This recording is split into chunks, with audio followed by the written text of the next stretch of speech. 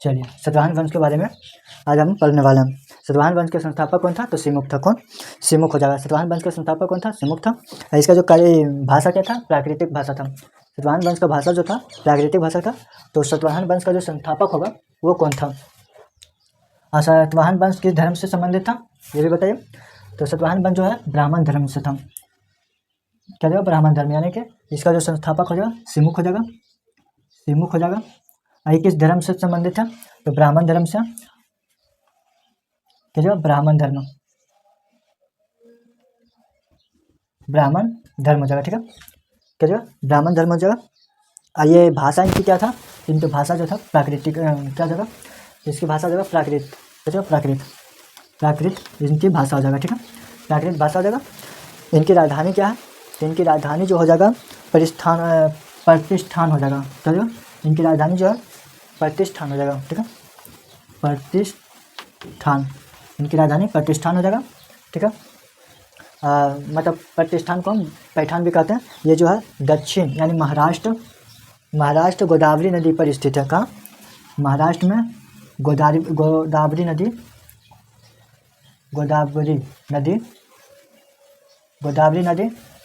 पर स्थित है। ठीक है, गोदावरी नदी पर स्थित है। चलिए आगे देखते हैं। तो इसके बाद जो शासक हुआ था कौन हुआ था? सिमुक के बाद शासक जो हुआ था, सिमुक के बाद शासक कौन हुआ था बताइए आप लोग। सिमुक के बाद कौन सा शासक हुआ था?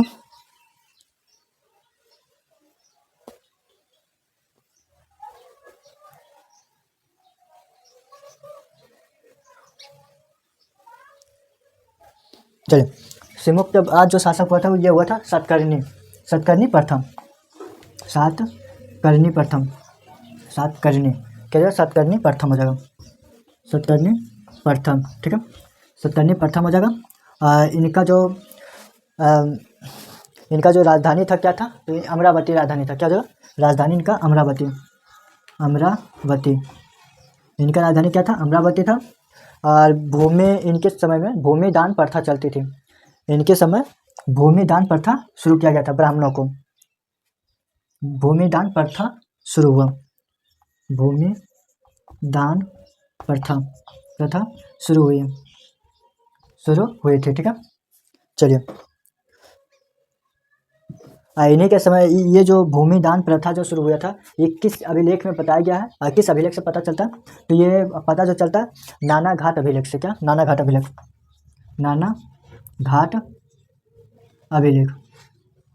नाना घाट अभिलेख से पता चलता है। ठीक है, नाना घाट अभिलेख से पता चलता है क्या? तो भूमि दान प्रथा जो है सातकर्णी प्रथम के समय जो चलता था ये भूमि दान प्रथा, ये जो पता चला है नाना घाट अभिलेख से पता चलता है। इसके बाद जो मतलब ज़्यादा इंपॉर्टेंट उतना नहीं है, परंतु जो कौन कौन शासक हुए थे उनकी थोड़ी जानकारी मिल जाएगी तो ठीक रहेगा, कभी पूछ भी लिया जाता। चलिए इसके बाद हो जाएगा, इसके बाद जो आता है हाल आता है। हाल, इसके बाद शासक कौन बनता है? हाल, क्या जगह? हाल हो जाएगा इसका नाम। ठीक है, हाल। इसका रचना जो है ये दो दरबारी कवि इनके पास रहते थे। तो मतलब इनके पास जो रहते थे दो दरबारी विद्वान रहा करते थे। दो दरबारी विद्वान रहा करते थे। ठीक है, और दो विद्वान कौन कौन थे? तो पहला हो जाएगा सर्ववर्मन। क्या?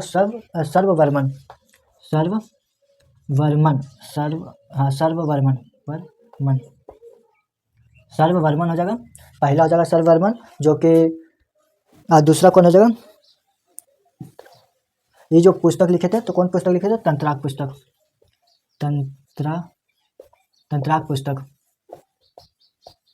ये लिखे थे तंत्राक पुस्तक। सर्ववर्मन जो थे तंत्राक पुस्तक लिखे थे। और दूसरा आ जाता है कौन?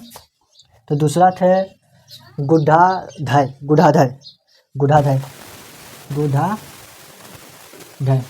जो थे दूसरा, मतलब दूसरा विद्वान गुढ़ाधय थे। ये पुस्तक कौन सा लिखा? बृहत कथा इन्होंने लिखा है। बृहत कथा इन्होंने ही बृहत कथा लिखा था।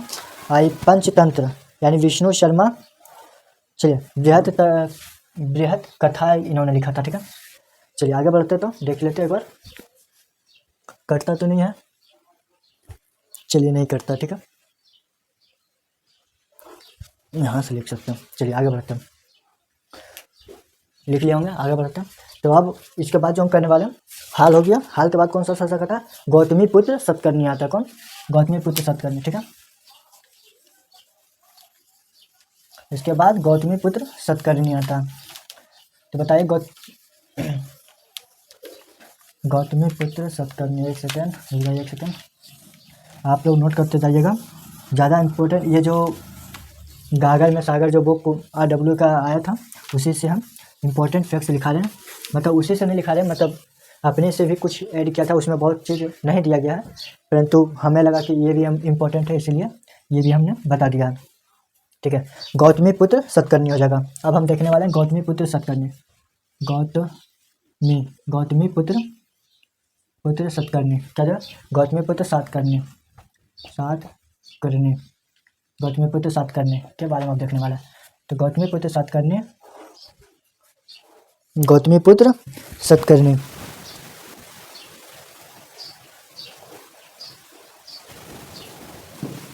ये सतवाहन वंश का सबसे महान शासक कहलाए हैं। कौन? गौतमी पुत्र सतकर्णी जो है सतवाहन वंश का सबसे महान शासक गौतमी पुत्र सतकर्णी कहलाए हैं। और सतवाहन वंश कौन है? जो क्या जो ये गौतमी पुत्र सतकर्णी है, सतवाहन वंश का सबसे महान शासक कहलाए हैं। सबसे महान शासक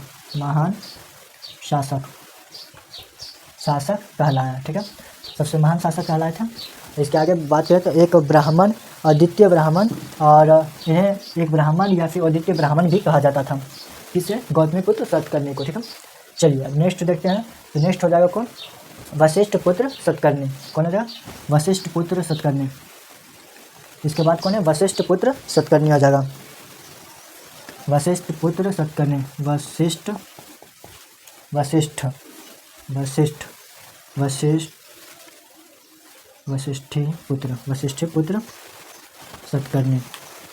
वशिष्ठी पुत्र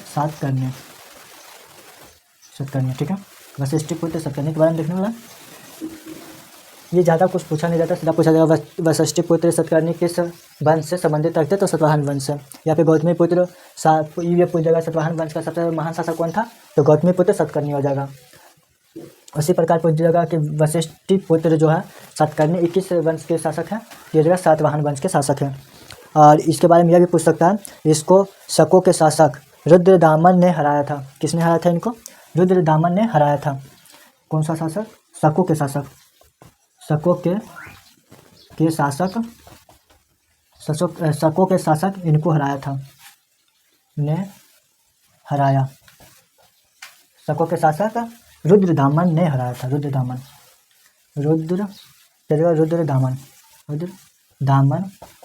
ने हराया था। रुद्रदामन ने इनको हराया था। और रुद्रदामन ने अपनी पुत्री की शादी वशिष्ठी पुत्र सतकर्णी के भाई शिवश्री सतकर्णी से करा देता है। क्या जगह? ये रुद्रदामन ने अपनी पुत्री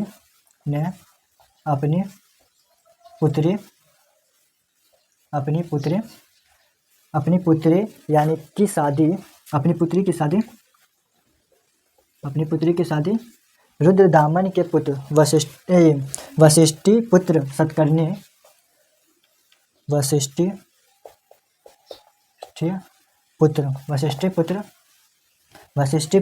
सतकर्णी के पुत्र वशिष्ठी पुत्र सतकर्णी के पुत्र हो जाएगा शिवश्री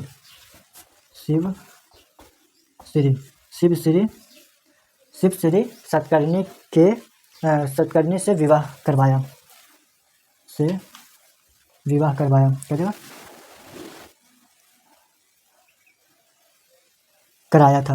ठीक है, रुद्रदामन ने किसको हराया था, तो वशिष्ठी पुत्र को हराया था, वशिष्ठी पुत्र सतकर्णी को। रुद्रदामन ने इसके पुत्र यानी वशिष्ठी पुत्र सतकर्णी के पुत्र से शिवश्री सतकर्णी से अपनी पुत्री का विवाह करवाया था। ठीक है, अब से विवाह करवाया था। ठीक है, चलिए नेक्स्ट आगे देखते हैं। तो फिर अब आ जाता है इसके बाद यज्ञश्री सतकर्णी। इसके बाद कौन आ जाएगा? यज्ञश्री सतकर्णी, यज्ञश्री सतकर्णी, यज्ञश्री सतकर्णी इसके बाद आता है। ठीक है, यज्ञश्री सतकर्णी के बारे में उतना ज़्यादा जानकारी नहीं है, यानी कि ज़्यादा खास नहीं है। तो जो हो जाएगा इसका क्या, जलयान के चित्र वाले सिक्के ने इन्होंने जारी किया था। जलयान वाले सिक्के को इन्होंने जारी किया था। जलयान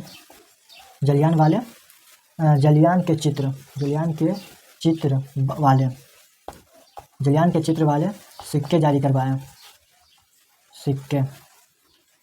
सिक्के जारी कौन करवाया था? तो यज्ञश्री सतकर्णी ने करवाया था। तो इसके बाद शासक कौन आता? विजय आएगा। इसके बाद आ जाएगा विजय। इसके बाद कौन आ जाएगा? विजय शासक आ जाएगा। विजय इसके बाद शासक बनता है। ठीक है, विजय शासक बनता है। विजय जो है ये सातवाहन वंश का अंतिम शासक है। अंतिम शासक है। ठीक है, ये अंतिम शासक हो जाएगा। विजय जो है सातवाहन वंश का अंतिम शासक है। तो बताइए आप लोग कि सातवाहन वंश का संस्थापक कौन था? सातवाहन वंश का संस्थापक कौन था? तो सिमुख था। कौन हो जाएगा? सिमुख हो जाएगा। ठीक है, चलिए सातवाहन वंश ने शीशों के सिक्के जारी करवाया था, यानी शीशा का भी सिक्का सातवाहन वंश ने जारी करवाया था। सातवाहन वंश ने शीशों के सिक्के जारी करवाए। शीशों के सिक्के कौन जारी करवाया था? तो सातवाहन वंश के शासकों ने जारी करवाया था। 500 ग्राम का सिक्का था ये। कितना ग्राम का? तो ये 500 ग्राम का सिक्का था। 500 ग्राम का सिक्का था।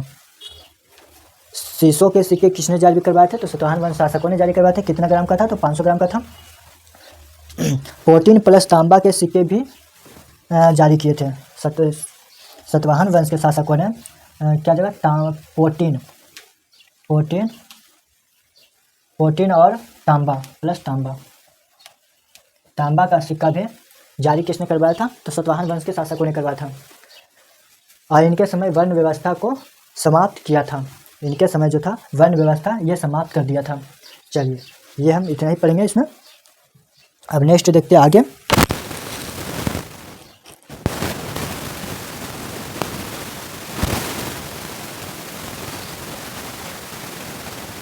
ये सातवाहन वंश में करीब 300 वर्षों का शासनकाल माना जाता है। सातवाहन वंश जो है 300 वर्षों का शासनकाल माना जाता है। और ये माना जाता है कि प्राचीन काल का सबसे लंबा शासनकाल सातवाहन वंश का ही रहा है। ठीक है, चलिए अब देखेंगे भारत में विदेशी आक्रमण। भारत में देखेंगे विदेशी आक्रमण। भारत में देखेंगे विदेशी आक्रमण देखेंगे कौन कौन सा विदेशी आक्रमण भारत में आए थे। ठीक है, चलिए इसको पहले निकाल लेते हैं। पहले मौर्य उत्तर काल का देखेंगे। मौर्य की, ठीक है, चलिए विदेशी आक्रमण जब देख रहे हैं तो सभी को एक ही साथ देख लेते हैं, ठीक होगा समझने में भी।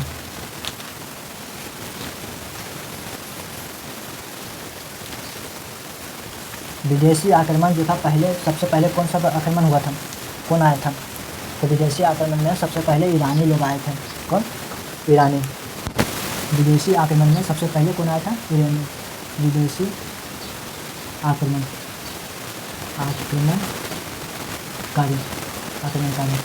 विदेशी आक्रमणकारी सबसे पहले कौन थे? तो हो जाएगा, पहले हो जाएगा ईरानी। क्या होगा? ईरानी हो जाएगा। ईरानी के बाद कौन हो जाएगा? ईरानी के बाद हो जाएगा यूनानी। कौन? यूनानी। ईरानी के बाद यूनानी हो जाएगा। यूनानी के बाद हिंद यवन हो जाएगा। कौन आ जाएगा? हिंद यवन हो जाएगा। हिंद यवन के बाद आ जाएगा शक आ जाएगा। शक के बाद फिर पहलव आ जाएगा। क्या जाएगा? हिंद यवन के बाद शक आ जाएगा। शक के बाद फिर पहलव आ जाएगा। पहलव, ठीक है, शक के बाद पहलव आ जाएगा। पहलव के बाद आ जाएगा कुषाण। कौन आ जाएगा? कुषाण। एक सेकंड देख लेते, कर भी रहा। चलिए इसके बाद कुषाण आ जाएगा। क्या जाएगा? कुषाण। कुषाण। पहलव के बाद कौन आ जाएगा? कुषाण, और कुषाण के बाद आ जाएगा अरबी और तुर्की। कुषाण के बाद आ जाएगा अरबी, अरबी आ जाएगा, अरबी के बाद फिर आ जाएगा तुर्की। कौन? तुर्की, ठीक है। अरबी के बाद तुर्की आ जाएगा। चलिए अब क्रम बाय क्रम पढ़ लेते हैं। ईरान के बारे में तो हम बता ही दिए थे, और यूनान का भी सिकंदर।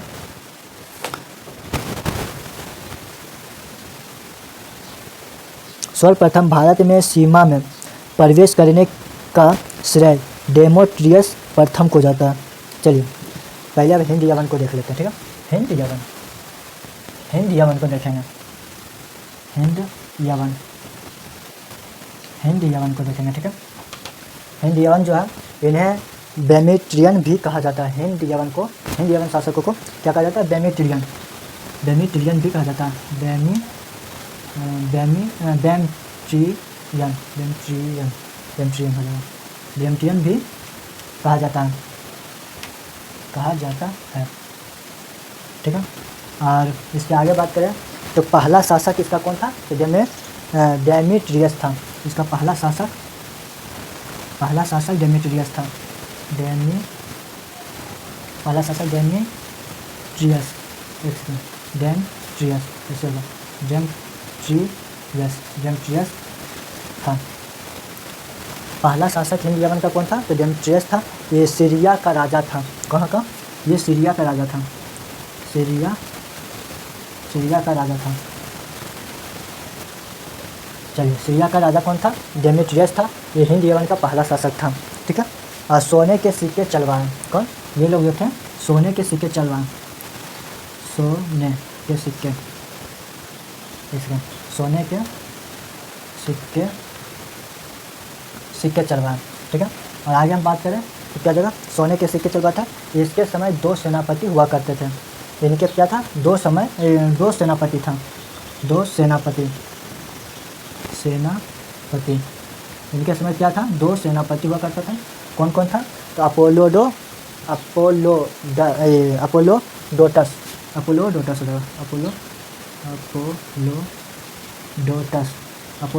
हो जाएगा पहला सेनापति।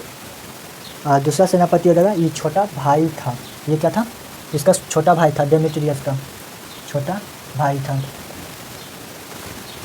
ठीक है। और दूसरा कौन था? तो दूसरा हो जाएगा, दूसरा जो हो जाएगा कौन हो जाएगा बताइए आप लोग। तो दूसरा हो जाएगा मीनांडर हो जाएगा। कौन? दूसरा हो जाएगा मीनांडर हो जाएगा दूसरा। चलिए आगे हम बात करें। ये जो था मीनांडर, ये बौद्ध धर्म को अपना लिया था। बौद्ध धर्म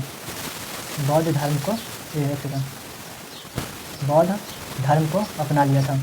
मीनांडर जो था बौद्ध धर्म को अपनाया, और इसे मिलिंद पन्हो उपाधि दिया गया। चलिए आगे हम देखते हैं। तो शकों की 2 शाखाएँ थी। शकों की क्या था? 2 शाखाएँ। हिंद यवन हो गया, अब शक में चला करते थे। हिंद यवन से ज़्यादा इतना जरूरी है तो जब शक में आ जाते, ठीक है। ज़्यादा करके पूछा जाता है कौन शासक पहला था और कौन, इनके कौन सेनापति था? तो 2 सेनापति था। कौन कौन था नाम बता दिया आपको। शक जो था, इनके बाद हिंद यवन के बाद कौन आता है? शकों की जो एक सेकेंड, अभी शक किस होगा। चलिए आगे पहले इसमें कुछ और पॉइंट है।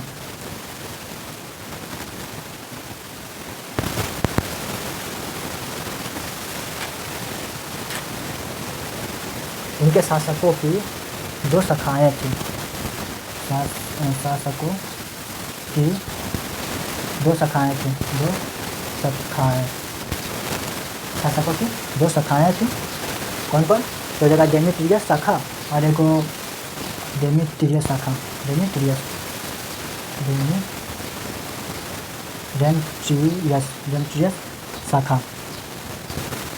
डेमेट्रियस शाखा जगह। और दूसरा क्या था? यूकेटाइडस शाखा। दूसरा आ जाएगा यूकेटाइडस शाखा, ठीक है। चलिए डेमेट्रियस शाखा और यूकेटाइडस शाखा, इसमें जो है इसमें आ जाएगा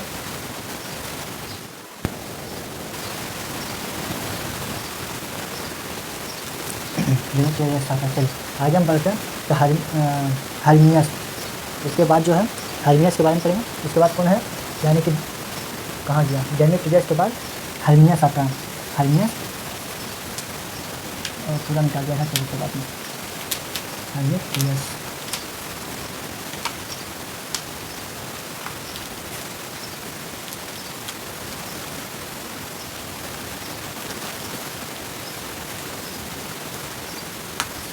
चलिए हर्मियस, अब हर्मियस के बारे में देख लेते हैं।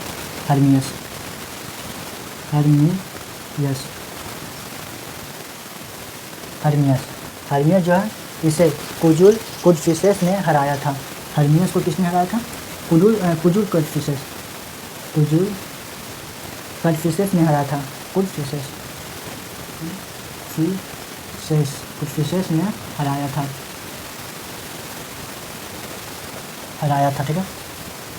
और इसके बाद में ये जो थे अंतिम शासक था। ये किसका अंतिम शासक था, तो हिंद यवन का अंतिम शासक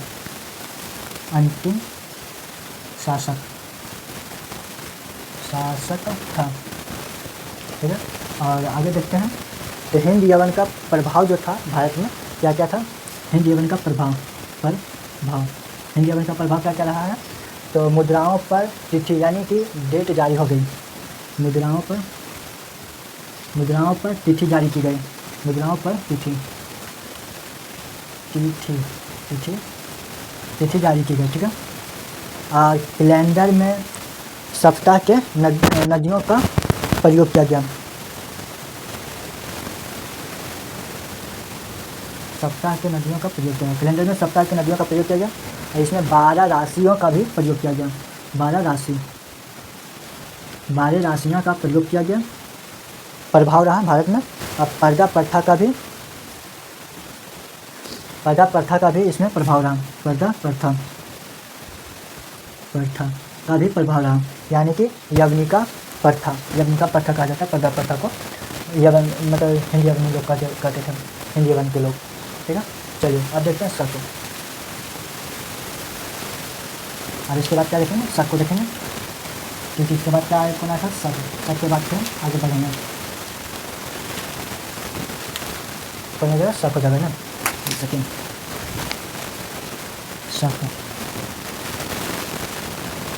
शक शासक, यानी कि सिथियन, शक को क्या कहा जाता है, सिथियन कहा जाता है। चलिए ये जो थे मध्य एशिया से आए थे, मध्य एशिया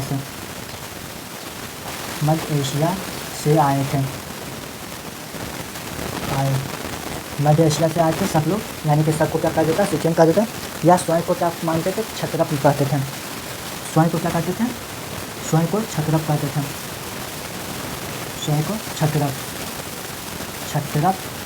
ठीक है। शक लोग अपने आप को क्षत्रप कहते थे। अब पहले शासक कौन आया था, तो मोगा आया था, पहला शासक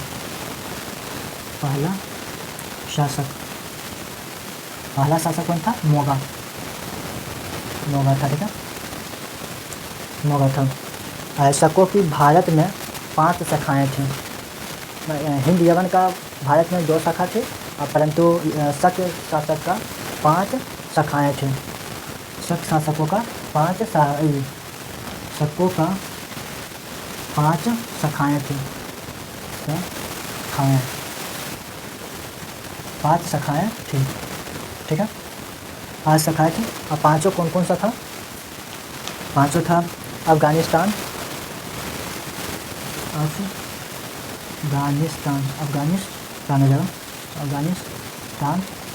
पहला शाखाएँ हो जाएगा अफगानिस्तान। दूसरा हो जाएगा कौन, पंजाब शाखा। तीसरा हो जाएगा कौन, मालवा। और चौथा कौन हो जाएगा, तो चौथा हो जाएगा उत्तरी क्षत्रप। कौन हो जाएगा, उत्तरी क्षत्रप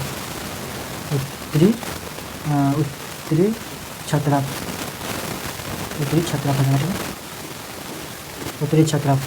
उत्तरी क्षत्रप किसको कहा जाता है, तो तक्षशिला से मथुरा को, और ये हो जाएगा 5वां नंबर कौन है, तो हो जाएगा पश्चिमी में कौन आ जाएगा, तो नासिक नासिक से उज्जैन पश्चिमी में आ जाएगा। पश्चिमी शाखा कौन है? तो उज्जैन, ये नासिक से उज्जैन हो जाएगा। ठीक है, चलिए और अब देखते हैं रुद्रदामन। क्या रुद्रदामन को देखेंगे, नोट कर लिए होंगे। इसके बाद कौन आता है? मोगा के बाद रुद्रदामन। रुद्रदामन को देखने वाले। ठीक है, चलिए रुद्रदामन।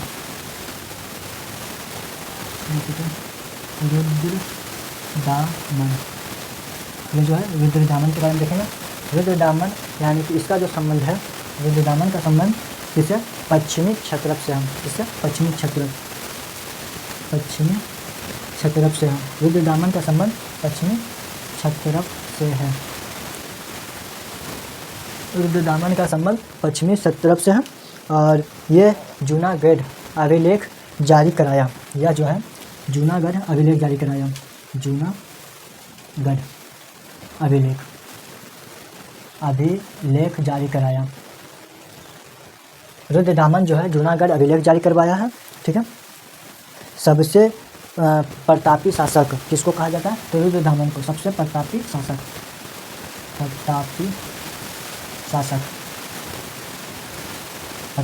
किसे कहा जाता है? रुद्रदामन को कहा जाता है।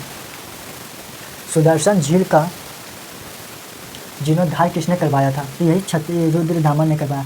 और सुदर्शन झील बनाया किसने था? कल वाले वीडियो में बनाए थे, आप लोगों को बताया था पहले वाले इसके पार्ट वाले वीडियो में। चलिए बताइए आप लोग उत्तर। सुदर्शन झील क्या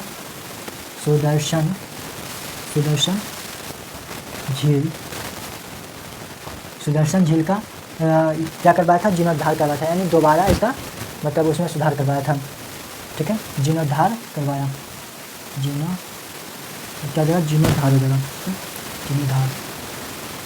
जीर्णोद्धार करवाया। जीर्णोद्धार किसने करवाया है? रुद्रदामन ने करवाया। ठीक है,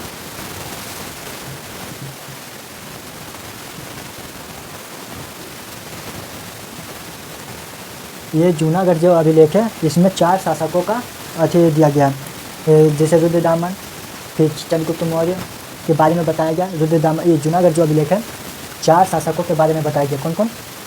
रुद्रदामन, फिर हो जाएगा चंद्रगुप्त मौर्य, फिर हो जाएगा अशोक, उसके बाद हो जाएगा अस्कंदगुप्त। ये चारों शासकों इसमें बताया गया, इससे जानकारी मिल जाती है। ठीक है, चलिए सुदर्शन झील का निर्माण किसने करवाया था? तो चंद्रगुप्त मौर्य के राज्यपाल पुष्यगुप्त ने करवाया था। और नहरे का निर्माण किसने करवाया?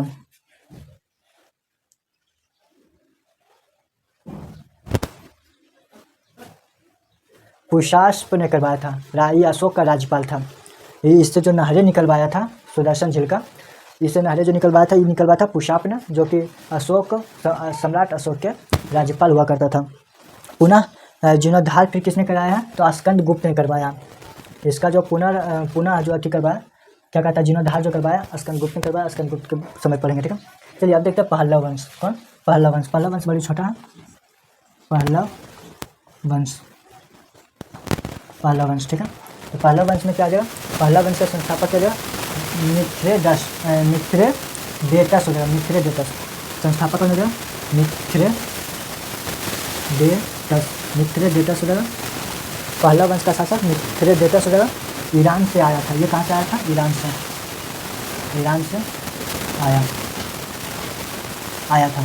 आया था। ठीक है, ये जो है शक्तिशाली शासक था। इसका जो शक्तिशाली शासक था पहला वंश का, कौन था? गोंडोफर्निस। कौन हो जाएगा? गोंडोफर्निस हो जाएगा। गोंडोफर्निस हो जाएगा। हो जाएगा। पहलव हो जाएगा। पहलव वंश के प्रथम संस्थापक कौन हुआ? मिथ्रेदेतस हुआ, जो कि ईरान से आया था। और इस पहलव वंश का जो शक्तिशाली शासक था वो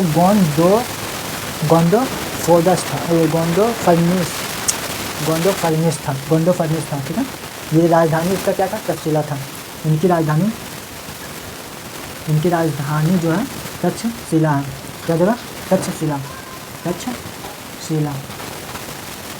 इनकी राजधानी क्या है? तक्षशिला। ठीक है, चलिए नोट कीजिए। इसके बाद हम देखेंगे कुषाण वंश। क्या देखने वाला है? कुषाण वंश को देखने वाला है। ठीक है, चलिए इसके बाद आ जाता है कुषाण वंश।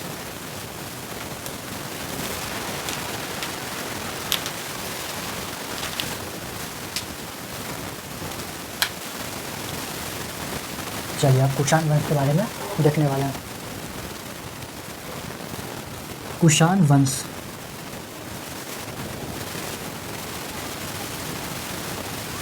कुषाण वंश हो जाएगा, ठीक है। चलिए कुषाण वंश जो है संस्थापक कौन हो जाएगा? कौन हो जाएगा? कुजुल कड़फिसेस। कुषाण वंश का संस्थापक कुजुल कड़फिसेस हो जाएगा। कुजुल कड़फिसेस,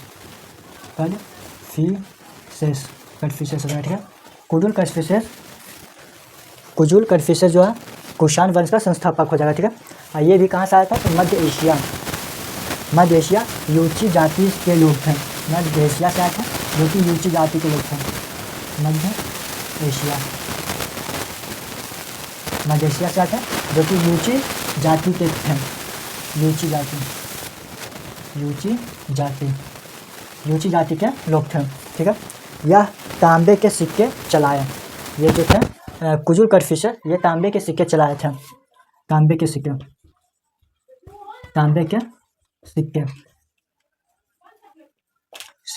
चलाए, ठीक है। और नेक्स्ट आ जाते हैं अब इसके बाद जो शासक आता है कौन आता है? विम कड़फिसेस। कौन? विम कड़फिसेस। दूसरा शासक हो जाएगा विम कड़फिसेस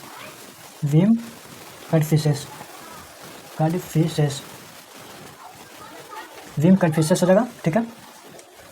विम कड़फिसेस हो जाएगा। ये जो वास्तविक संस्थापक इन्हीं को माना जाता है। क्या? वास्तविक संस्थापक इन्हीं को माना जाता है, ठीक है। विम कड़फिसेस जो है वास्तविक संस्थापक है किसका? कुषाण वंश का। और संस्थापक पूछे तो कुजुल कड़फिसेस हो जाएगा, और वास्तविक संस्थापक पूछे तो कौन हो जाएगा? विम कड़फिसेस हो जाएगा, ठीक है। विम कड़फिसेस हो जाएगा। ये जो है सोने के सिक्के भी चलवाए थे। कौन? विम कड़फिसेस। सोने के सिक्के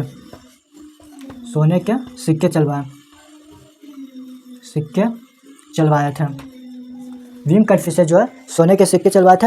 एक तरफ यूनानी लिपि में लिखा हुआ था। एक तरफ यूनानी लिपि था, एक तरफ यूनानी लिपि, एक तरफ यूनानी लिपि था और दूसरा तरफ क्या था? तो दूसरी तरफ खरोष्टी लिपि था। दूसरी तरफ खरोष्टी लिपि हो जाएगा। खरोष्टी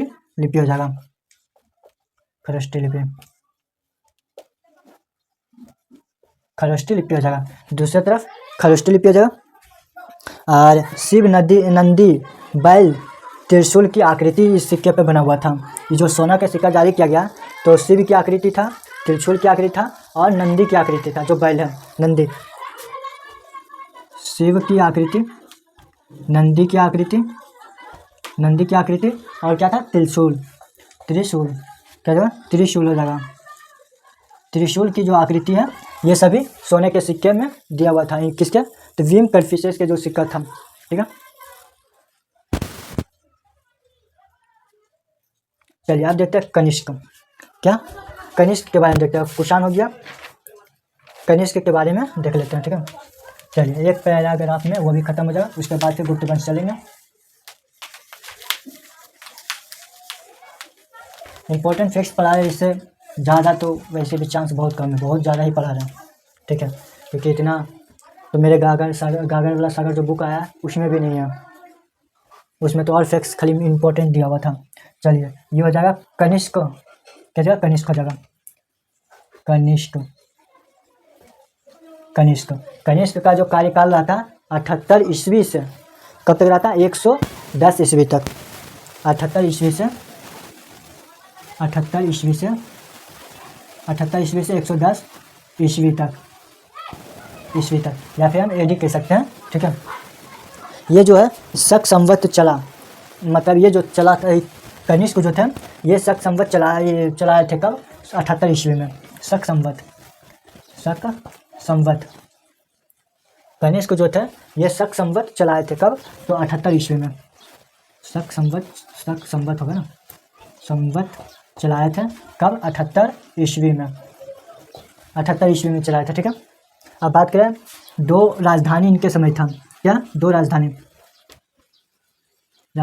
इनके समय कोई क्या राजधानी था? दो राजधानी था। ठीक है। तो दो राजधानी कौन कौन था? पुरुषपुर यानी कि पेशावर। पुरुषपुर को पेशावर कहा जाता है, तो हम पुरुषपुर ही लिखेंगे। पुरुषपुर क्या था? पुरुषपुर हो जाएगा, यानी कि पेशावर पुरुषपुर। और दूसरा राजधानी कौन हो जाएगा? तो दूसरा राजधानी हो जाएगा मथुरा। क्या हो जाएगा? मथुरा। दूसरा राजधानी मथुरा हो जाएगा। दूसरा राजधानी क्या जाएगा? मथुरा हो जाएगा। ठीक है। दूसरा राजधानी क्या है? मथुरा है। इनके समय में गांधार कला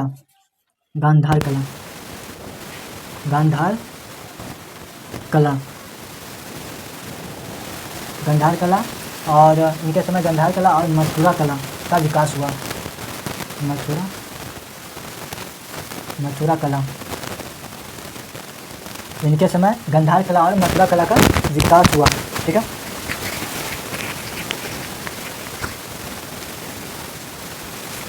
इन्होंने जो किया था, शुद्ध सोने के सिक्के भी जारी किए थे। क्या? शुद्ध सोने के सिक्के किसने जारी किया था? तो कनिष्क ने किया था। शुद्ध सोने के सिक्के जारी किया था। और चित्र इनका क्या क्या था? तो यूनानी देवता यानी कि हेलियोक्लीज था। ठीक है। तो आगे हम बात करें तो इनके दरबारी जो था, इनके दरबारी कौन था? इनके दरबारी हो जाएगा अश्वघोष। दरबारी कौन कौन था? तो अश्वघोष था। पहले हम लिख लेते वसुमित्र भी थे और अश्वघोष थे।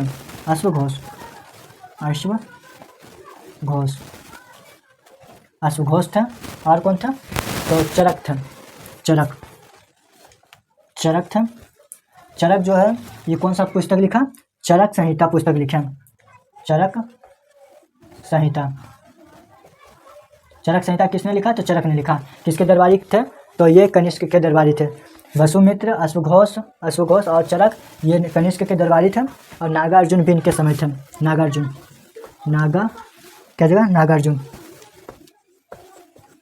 हो जाएगा। ठीक है। नागार्जुन हो जाएगा। भारत का आइंस्टीन किसे कहा जाता है? नागार्जुन को ही कहा जाता है। भारत का आइंस्टीन भारत का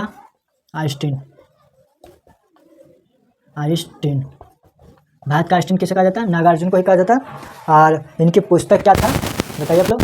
तो नागार्जुन का जो पुस्तक है प्रज्ञा पारमिता सूत्र है। ठीक है। इनकी पुस्तक नागार्जुन की पुस्तक। चलिए, आप इसको नोट कर लिए होंगे। चलते हैं गुप्त वंश में। ठीक है।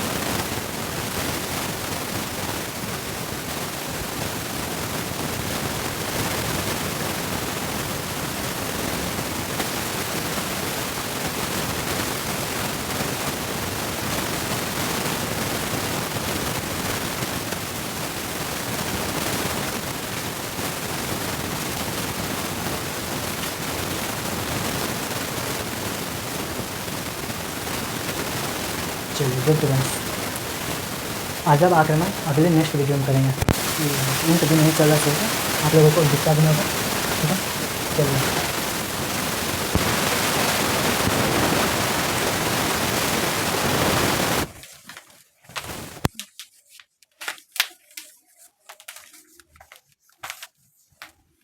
चलिए, अब हम देखने वाले गुप्त वंश। क्या? गुप्त वंश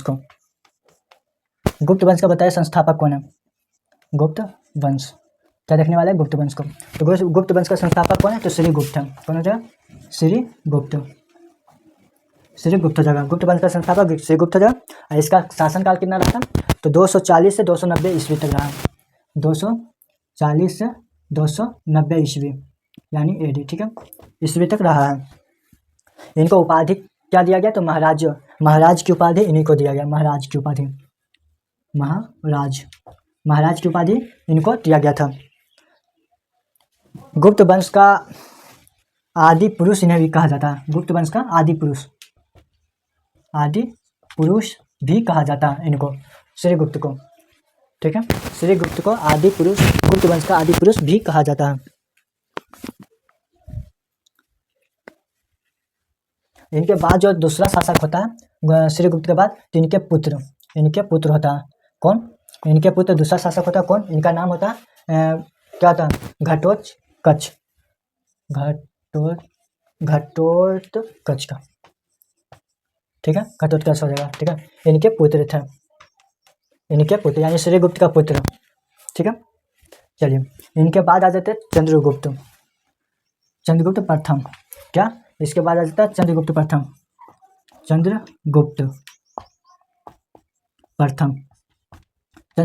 आते हैं। तो चंद्रगुप्त प्रथम का कार्यकाल आता है 319 ईस्वी से 319 ईस्वी से कब तक रहता है, तो 319 ईस्वी से 334 ईस्वी, 319 ईस्वी से 334 ईस्वी तक, 34 AD तक, ठीक है। चंद्रगुप्त प्रथम का शासनकाल 319 से 334 ईस्वी तक रहता है। इनका उपाधि जो दिया गया था, तो महाराजा धीराज का उपाधि इन्हीं को दिया गया था, महाराजा धीराज की उपाधि इनको दिया गया था, किसको, चंद्रगुप्त प्रथम को, ठीक है। गुप्त संवत किसने चलाया था, तो इन्होंने ही चलाया था, चंद्रगुप्त प्रथम ने। गुप्त संवत को किसने चलाया था, तो चंद्रगुप्त प्रथम ने चलाया था। कब चलाया था, तो 319 ईस्वी में चलाया था, 319 ईस्वी में यानी AD, ठीक है। राजा रानी का सिक्का किसने चलवाया था, तो इन्होंने ही चलवाया था, राजा रानी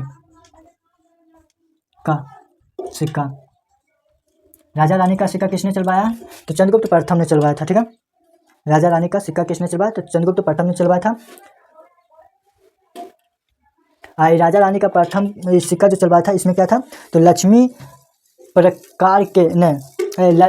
प्रकार के सिक्के, कमार प्रकार के सिक्के, दोनों सिक्के इन्होंने चलवाया था राजा रानी वाला, ठीक है। चलिए अब चलते हैं समुद्रगुप्त पर, ठीक है। समुद्रगुप्त चलिए यहाँ पर लिख लेते हैं, ठीक है। समुद्रगुप्त,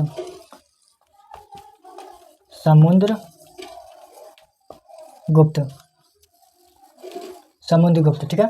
समुद्रगुप्त का कार्यकाल कितना रहा है, तो 335 से 380 तक, 335 से 380 तक, ठीक है। 335 से 380 तक किसका कार्यकाल रहा, समुद्रगुप्त का।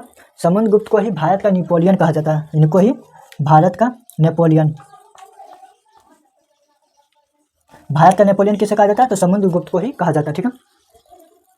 इनको उपाधि क्या क्या दिया गया था, तो इनको उपाधि दिया गया था कविराज, परम भागवत, ठीक है, परम भागवत, परम क्रमांक, फिर हो जाएगा लिच्छवी दोहोत्री, और कहा गया था व्याघ्र पराक्रम, अरे वो हो जाएगा समरसत हो जाएगा हम। चलिए सिक्कों पर वीणा बजाते हुए किसने दर्शाया था, तो इन्होंने ही दर्शाया था, सिक्कों पर वीणा बजाते हुए दिखाया,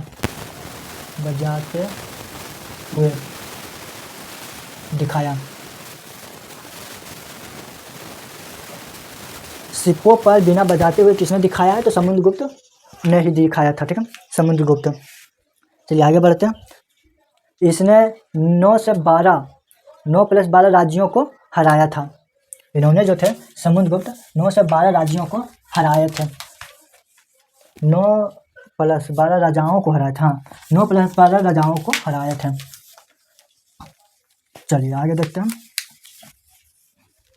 इन्होंने क्या किया था, 9 + 12 राजाओं को हराए थे। ये पर्यायप्रस्थी अभिलेख में बताया गया, कहाँ बताया गया, पर्यायप्रस्थी अभिलेख में बताया गया, धर्म विजय के लिए युद्ध किए थे। समुद्रगुप्त के पास नेवी भी हुआ करता था, समुद्रगुप्त के पास क्या हुआ करता था, नेवी भी हुआ करता था, किसके पास, समुद्रगुप्त के पास, ठीक है। एरन अभिलेख यानी कि भानुगुप्त ने बनवाया था, तो सती प्रथा का उल्लेख किया गया, एरन अभिलेख में सती प्रथा का उल्लेख किया गया। मंत्री कौन थे, भानुपत का, तो मंत्री जो थे भानुपत, मंत्री गोपराज की पत्नी सती ही हो गई थी, मतलब गोपराज की जो पत्नी थी, मान लिए जो भानुगुप्त है उनकी, भानुगुप्त की जो मंत्री था गोपराज की जब मृत्यु होता है, तो गोपराज की पत्नी क्या करते हैं, तो वो अपने आप को सती कर लेते हैं। इसी के याद में ही सती प्रथा को लागू किया था किसने, तो प्रेरण अभिलेख में इसी के लिए बताया गया कि सती प्रथा लागू हुई थी। चलिए, इनके 2 पुत्र थे, समुद्रगुप्त का 2 पुत्र हैं, कौन कौन, समुद्रगुप्त का 2 पुत्र हो गया था, चंद्रगुप्त प्रथम और रामगुप्त। चंद्रगुप्त प्रथम कैसे होगा, चंद्रगुप्त द्वितीय और रामगुप्त हो जाएगा। चंद्रगुप्त द्वितीय होगा ना, चंद्रगुप्त प्रथम तो पढ़ लिया, 2 पुत्र होगा चंद्रगुप्त, इसका चंद्रगुप्त द्वितीय और हो जाएगा रामगुप्त।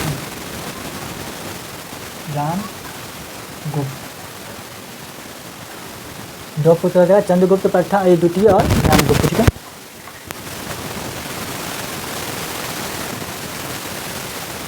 रामगुप्त का जो पत्नी थी दुर्धरा थी, रामगुप्त की पत्नी कौन थी, रामगुप्त की पत्नी हो जाता ध्रुव देवी, दुर्धरा ने ध्रुव देवी क्या थी, रामगुप्त की पत्नी थी। और समुद्रगुप्त ने इनको राजा बनने का अर्थ दिया था, राजा यही बने थे, परंतु ये जो थे इन पर एक शासक ने आक्रमण किया था रामगुप्त पर। समुद्रगुप्त के बाद शासक कौन बनते हैं, रामगुप्त पर शक शासक रुद्र तृतीय ने इन पर शक शासक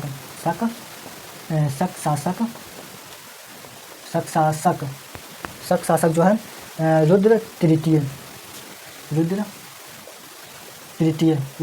जो है रामगुप्त पर जब शासक बने थे समुद्रगुप्त के बाद, तो शक शासक ने रुद्र तृतीय ने इनको हरा दिया था और इनसे क्या मांगा था, पत्नी को मांगा था।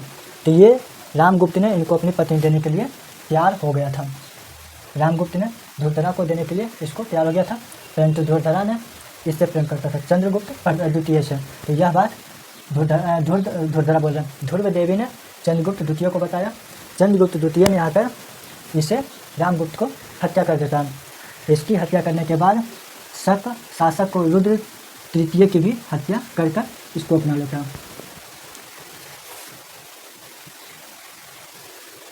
तो चंद्रगुप्त द्वितीय रामगुप्त को हत्या कर देता और किसको भी, शक शासक रुद्र तृतीय को भी हत्या कर देता और ये किसकी पत्नी बन जाता, तो फिर चंद्रगुप्त द्वितीय को। ठीक है, अब आ जाएंगे चंद्रगुप्त द्वितीय के बारे में पढ़ेंगे। चंद्रगुप्त द्वितीय, चलिए चंद्रगुप्त द्वितीय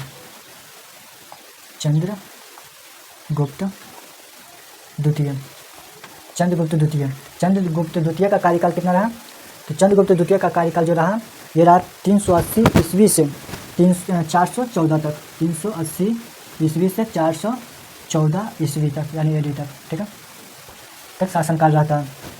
इनको उपाधि क्या दिया गया है, तो इनको उपाधि दिया गया सकारी, विक्रमांक, परम भागवत और देवराज देवश्री, इनको कहा गया। इनको चंद्रगुप्त द्वितीय को। गुप्तों में पहला शासक चांदी का सिक्का जारी करने वाला कौन है, तो चंद्रगुप्त द्वितीय है। चांदी का सिक्का जारी करने वाला पहला शासक, चांदी का सिक्का जारी करने वाला पहला शासक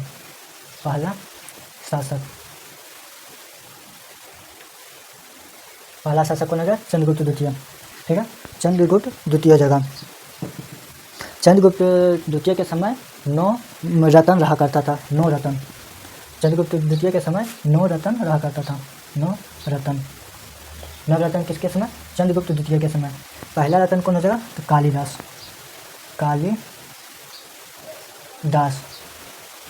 हो जाए। कालिदास जो है, कालिदास का पुस्तक कौन कौन है, तो कालिदास का पुस्तक जो है कालिदास को भारत का शेक्सपियर भी कहा जाता है, भारत का शेक्सपियर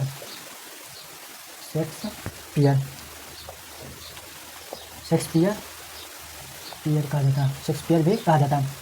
कालिदास को भारत का शेक्सपियर कहा जाता है।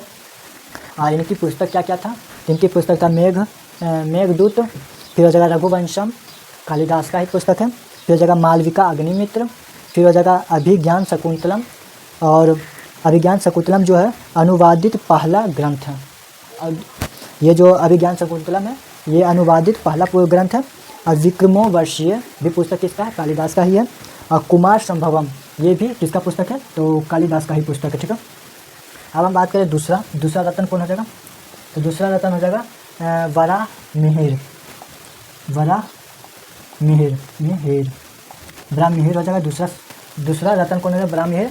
ये जो है खगोल गणितज्ञ थे। खगोल गणितज्ञ कौन थे, तो वराहमिहिर थे। वराहमिहिर जो थे खगोल गणितज्ञ थे। बृहत संहिता इन्होंने लिखा और पंच सिद्धांतिका भी इन्होंने दिया था। पंच सिद्धांतिका किसने दिया, तो ये वराहमिहिर ने दिया। तो वराहमिहिर जो है ये खगोलीय गणितज्ञ थे और इन्होंने जो है बृहत संहिता लिखा है।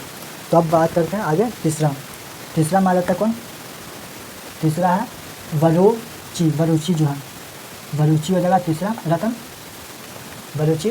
और चौथा रत्न हो जाता है कौन, चौथा रत्न हो जाएगा ये चौथा जगह शंकु, ठीक है। शंकु हो जाएगा चौथा रत्न। शंकु का पुस्तक ये वास्तुकार था। शंकु जो है वास्तुकार था, शंकु जो था ये वास्तुकार था, ठीक है। चलिए आप लोग नोट कर लिए होंगे, चलिए नोट किए हैं या फिर नहीं, चलिए मिटाते इसको ऊपर से।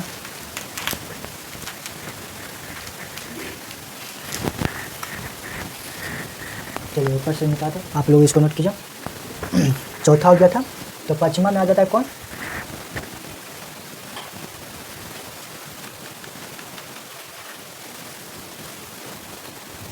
चलिए पश्चिमा आ जाता है। पश्चिमा कौन है, छपनक है। क्या, छपनक जो है ज्योतिष है। छपनक तो छपनक जो है क्या, ज्योतिष है, ज्योतिष है, ठीक है। छपनक ज्योतिष है। और छठा में आ जाता है, छठा रत्न कौन है, तो छठा रत्न में आ जाएगा बैताल भट्ट हो जाएगा, बैताल भट्ट हो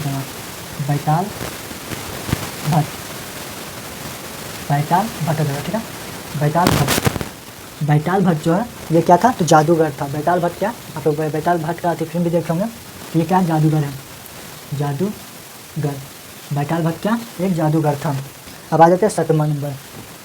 तो सतमा नंबर में कौन था, सतमा नंबर का रत्न जो है घटपर था, घटपर,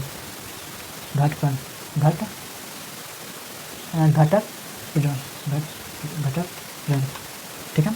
ये जगह एक सेकेंड, घटक था। ये जो है सलाहकार था। घटक जो था ये सलाहकार था, सलाहकार था, ठीक है। और इसके बाद आ जाता है आठवां नंबर। आठवां में कौन था, तो आठवां रत्न जो हो जाता है धनवंतरी था। धनवंतरी आठवां रत्न था। आठवां रत्न का नाम धनवंतरी था, जो ये चिकित्सक था। क्या था, चिकित्सक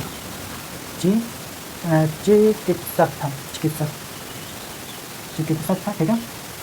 और नंबर में कौन था, तो नंबर जो रत्न था, नंबर रत्न ये था अमर सिंह।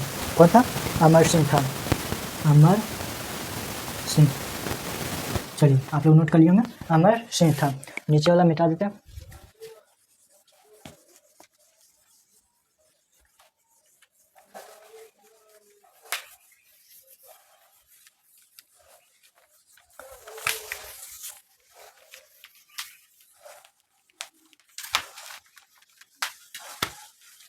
चलिए ये हो जाएगा नौ रत्नों का नाम बता दिए हम। अब आ जाता है गुप्त काल को भारतीय इतिहास का स्वर्ण युग कहा जाता है। गुप्त काल को भारतीय स्वर्ण का युग काल कहा जाता है। गुप्त काल को भारतीय इतिहास का स्वर्ण युग कहा जाता है। अन्य विद्वान, इनके सामने कौन कौन अन्य विद्वान रहा करते थे, विद्वान का नाम देखिए, विद्वान इनका अन्य विद्वान कौन कौन था, तो था सुडक हो जाएगा, जो कि मृच्छ कटिकम पुस्तक लिखा है। और फिर जगह वातस्यायन जो कि कामसूत्र लिखा है। और आर्यभट्ट जो है, आर्यभट्ट का पुस्तक हो जाएगा सूर्य सिद्धांत हो जाएगा,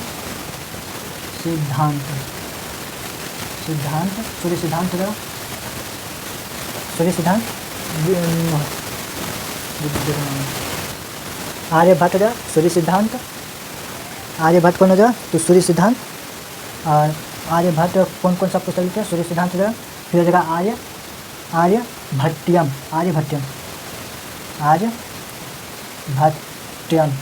आर्यभट्टम किसने लिखा? तो आर्यभट्ट ने लिखा है। और इसके बाद हो जाए पृथ्वी की त्रिज्या भी किसने बताया है? तो पृथ्वी की त्रिज्या भी आर्यभट्ट ने बताया। पृथ्वी की त्रिज्या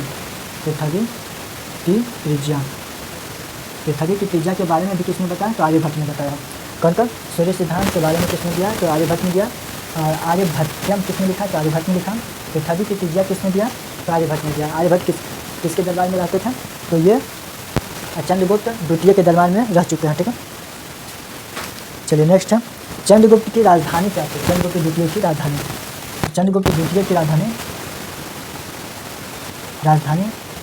क्या था? तो जरा पाटलिपुत्र और उज्जैन। पाटलिपुत्र और उज्जैन था। उज्जैन क्या जगह? उज्जैन हो जाएगा। पाटलिपुत्र और उज्जैन का जो इनकी राजधानी हो जाएगा चंद्रगुप्त द्वितीय की। ठीक है, फाहियान जो है इन्हीं के समय आता है। फाहियान ये क्या था? प्रथम चीनी यात्री आया था। प्रथम चीनी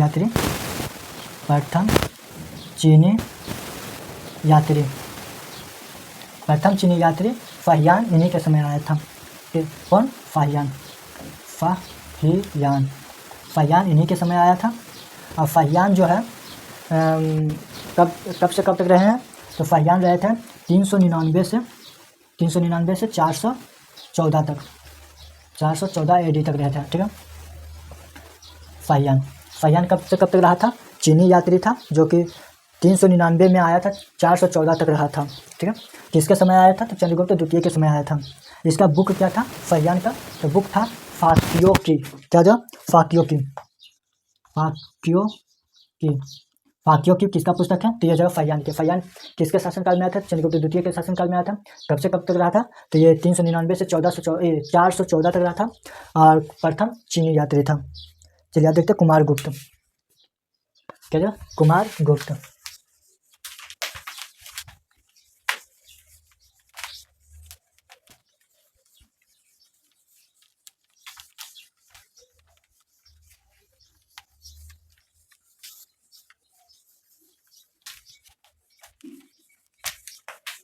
और देखते हैं क्या? कुमारगुप्त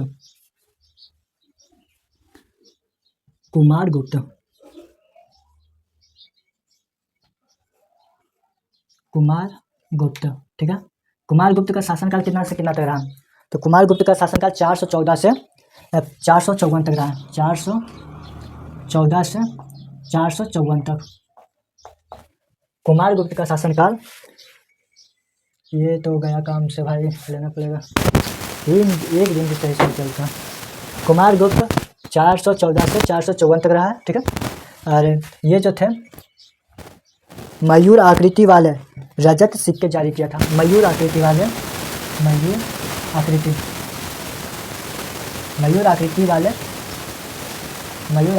क्या किए थे?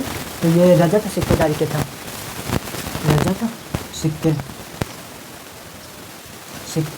जारी किए थे। ठीक है, मयूर आकृति वाले रजत सिक्के जारी किए थे। कौन? कुमारगुप्त ने। और ये जो है नालंदा विश्वविद्यालय की स्थापना भी किसने किया था? तो कुमारगुप्त ने ही किया था। नालंदा विश्वविद्यालय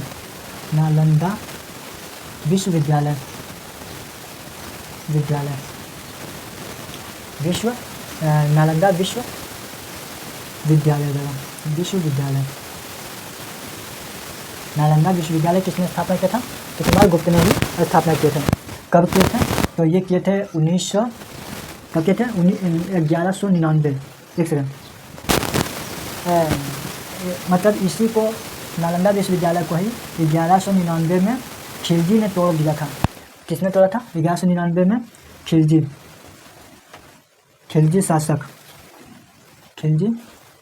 शासक ने ही खिलजी ने ही तोड़ दिया था, नष्ट कर दिया था। खिलजी ने नष्ट कर दिया था। ठीक है, अब इसके बाद देखेंगे स्कंदगुप्त। क्या जगह? स्कंदगुप्त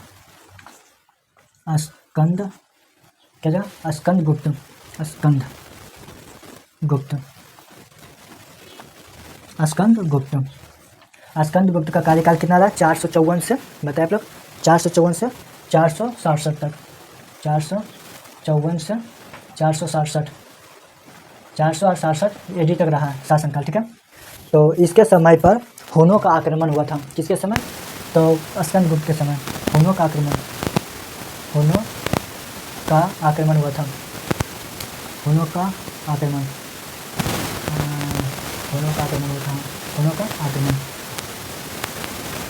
का आक्रमण किसके समय हुआ था? स्कंदगुप्त के समय। हुनों का नेतृत्व तोरमान ने किया था। हुनों का नेतृत्व किसने किया था? नेतृत्व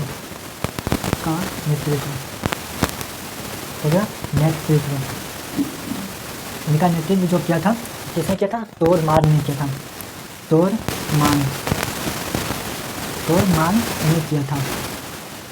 तोरमान ने किया।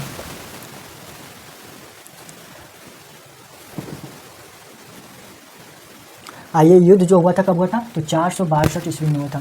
462 AD में, ठीक है। और ये हार गया था, ठीक है। तो सुदर्शन झील का पुनः जीर्णोद्धार बताए थे। जीर्णोद्धार किसने करवाया था? तो इन्होंने ही करवाया था, स्कंदगुप्त ने ही सुदर्शन झील का जीर्णोद्धार करवाया था। और सुदर्शन झील किसने बनवाया था? तो ये किसने बनवाया था? चंद्रगुप्त मौर्य का राजकाल में बनवाया था, ठीक है। चलिए अब देखते हैं पिता कुमारगुप्त। इनका पिता कौन था? तो कुमारगुप्त थे। पिता कुमारगुप्त।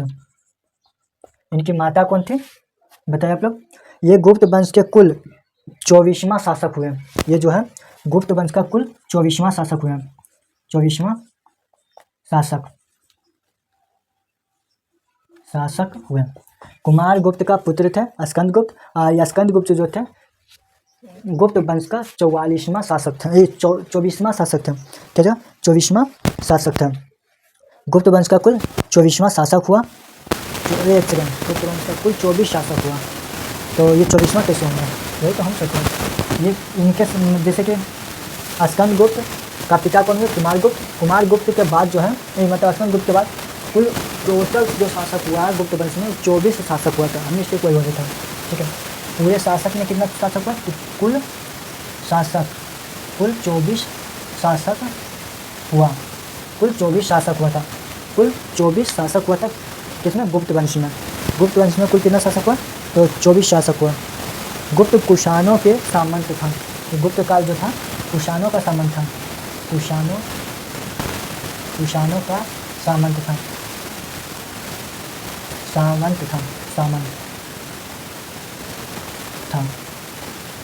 कुषाणों का सामंत कौन था? तो कोई गुप्त वंश था, ठीक है। और गुप्त वंश का अंतिम शासक क्या था? तो कुमारगुप्त था।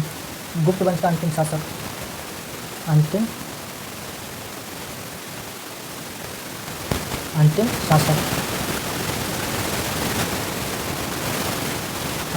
कौन है? कुमारगुप्त।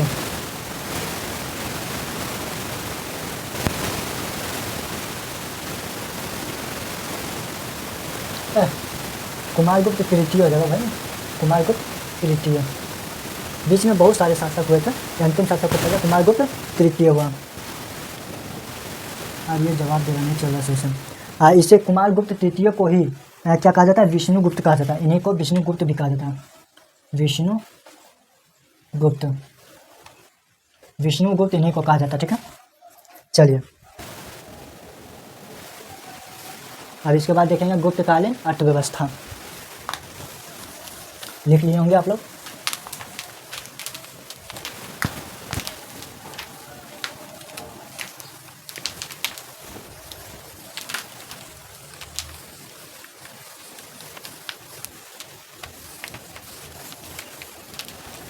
चलिए अभी पानी पी लेते हैं, के बारे में बता देते हैं। पहले हम गुप्तकालीन अर्थव्यवस्था बता देते, ठीक है। गुप्तकालीन अर्थव्यवस्था कि गुप्तकालीन के समय अर्थव्यवस्था क्या था?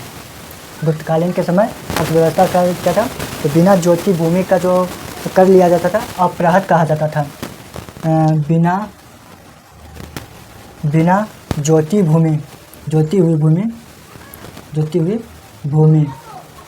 भूमि को क्या कहा जाता था? अपराध कहा जाता था। क्या? अपराध प्रहत कहा जाता था। ठीक है, और उसी की बात हम करें तो भू राजस्व क्या था गुप्त काल के समय, तो 1/6 था। क्या 1/6 भू राजस्व जो था वो 1/6 था, 1/6 था। ठीक है, और भट्टकर जो था पुलिस अधिकारी को कहा जाता था, यानी पुलिस कर को क्या कहा जाता था, पुलिस कर को भट्टकर कहा जाता था, पुलिस कर को भट्टकर कहा जाता था, पुलिस कर को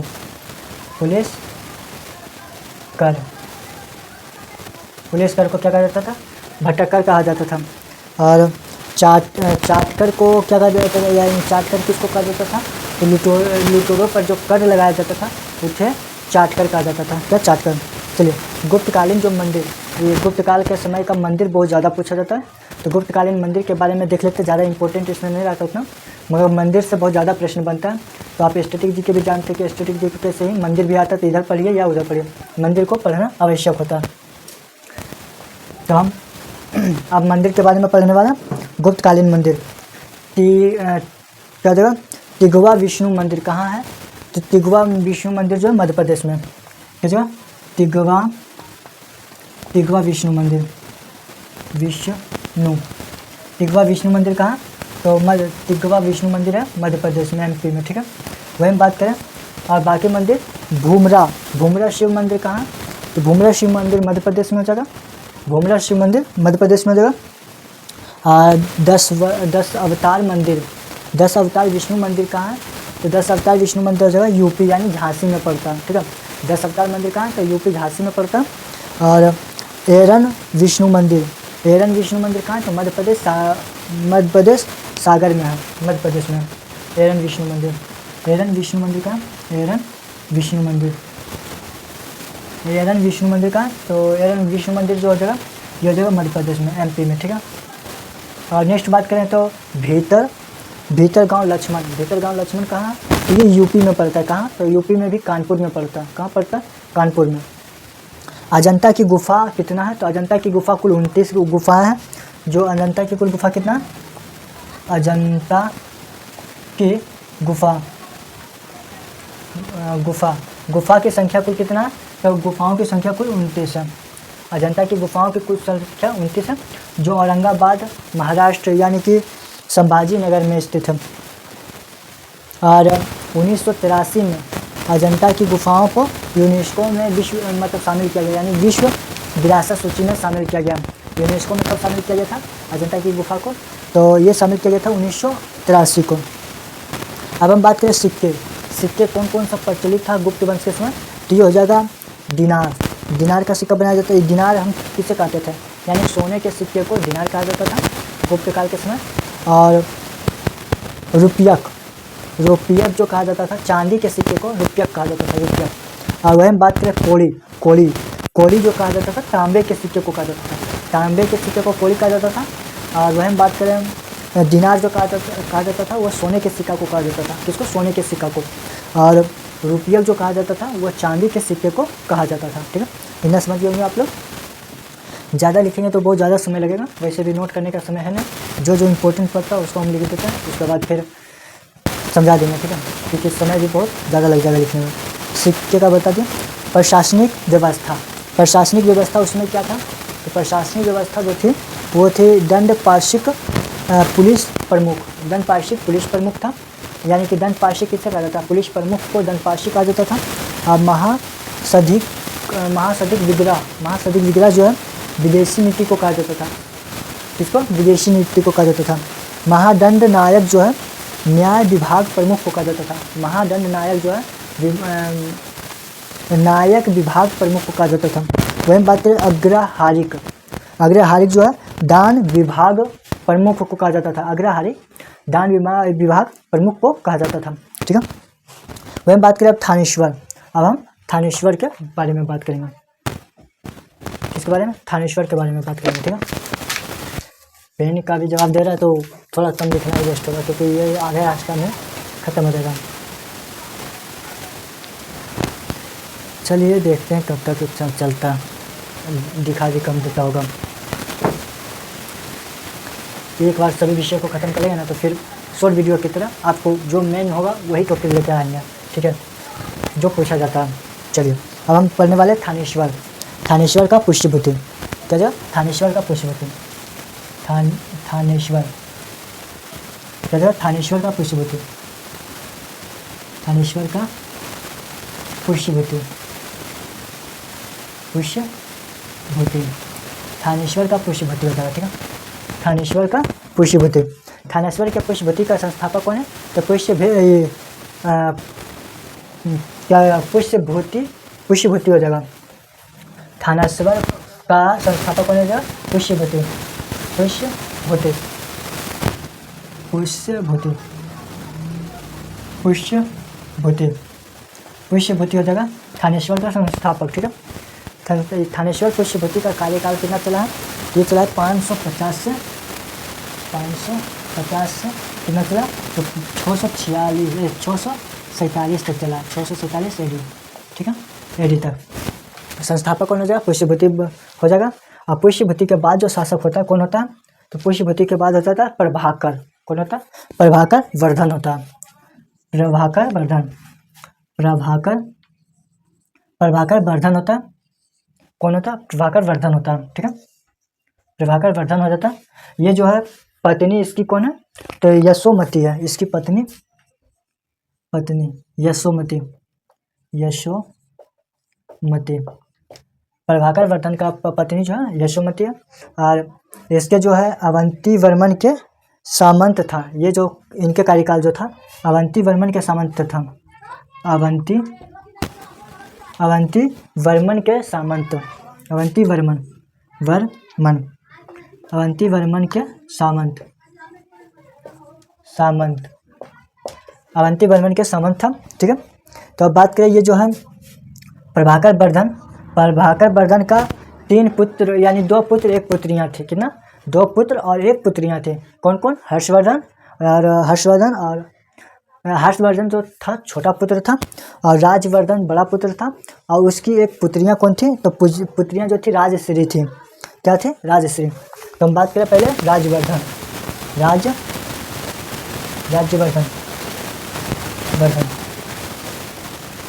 हो जाएगा पहला पुत्र, बड़ा पुत्र है, और छोटा पुत्र हो जाएगा बड़ा पुत्र हो जाएगा राजवर्धन, और छोटा पुत्र हो जाएगा कौन? ये हो जाएगा हर्षवर्धन हो जाएगा छोटा पुत्र। और इसके बाद हो जाता है पुत्री। छोटा पुत्र हर्षवर्धन है, और पुत्री कौन है? तो राजश्री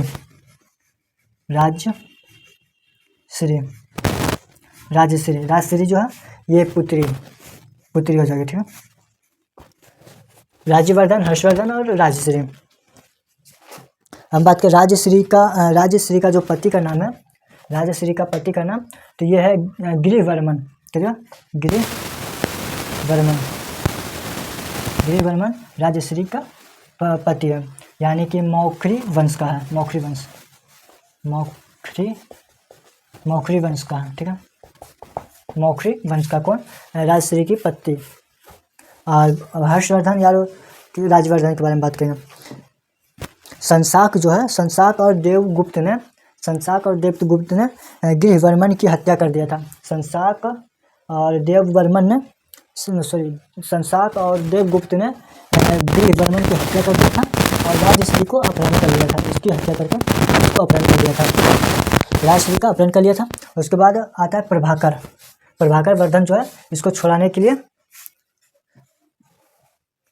प्रभाकर वर्धन के समय पर हुनों ने आक्रमण किया, जिसका दमन करने के लिए राजवर्धन को भेजा गया था। हुनों ने जब आक्रमण किया था तो प्रभाकर वर्धन ने राजवर्धन को उसको रोकने के लिए, मतलब आक्रमण को दबाने के लिए भेजा गया था। और राजवर्धन ने देवगुप्त की हत्या कर दिया था। दबाने के लिए तो भेजा गया था, दबा दिया, परंतु राजवर्धन ने फिर किसको हत्या कर दिया था? देवगुप्त को। देवगुप्त की जब हत्या राजवर्धन करता, देवगुप्त की जब हत्या करता है राजवर्धन, तो इसका जो मित्र था कौन? शशांक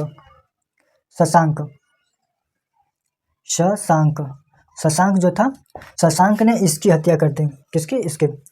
देवगुप्त और शशांक ने हत्या किया था गिरिवर्मन का, और गिरिवर्मन का जब हत्या किया था तो और राजश्री को अपहरण कर लिया था, ये दोनों अपहरण कर लिया। तो राजवर्धन ने जब हुनों का विद्रोह दबाने गया था तो इसकी देवगुप्त की हत्या कर दिया था। कौन? राजवर्धन ने जब देवगुप्त की हत्या किया था तो शशांक ने अगले बार इसकी राजवर्धन की हत्या कर देता। कौन? शशांक। तो शशांक का जब राजवर्धन की हत्या कर देता तो बचता कौन है? हर्षवर्धन। तो हर्षवर्धन राजवर्धन के बदला लेने के लिए शशांक की जाके फिर हत्या कर देता। कौन? हर्षवर्धन फिर शशांक की हत्या कर देता। हर्षवर्धन राजवर्धन की तो हत्या कर देता है कौन? शशांक। और शशांक की हत्या करता है हर्षवर्धन। हर्षवर्धन ही राजवर्धन के बाद गद्दी पर बैठता। चलिए, हर्षवर्धन का जो कार्यकाल आता है, हर्षवर्धन का कार्यकाल आता है 647 तक। 647 तक शासनकाल आता है हर्षवर्धन का।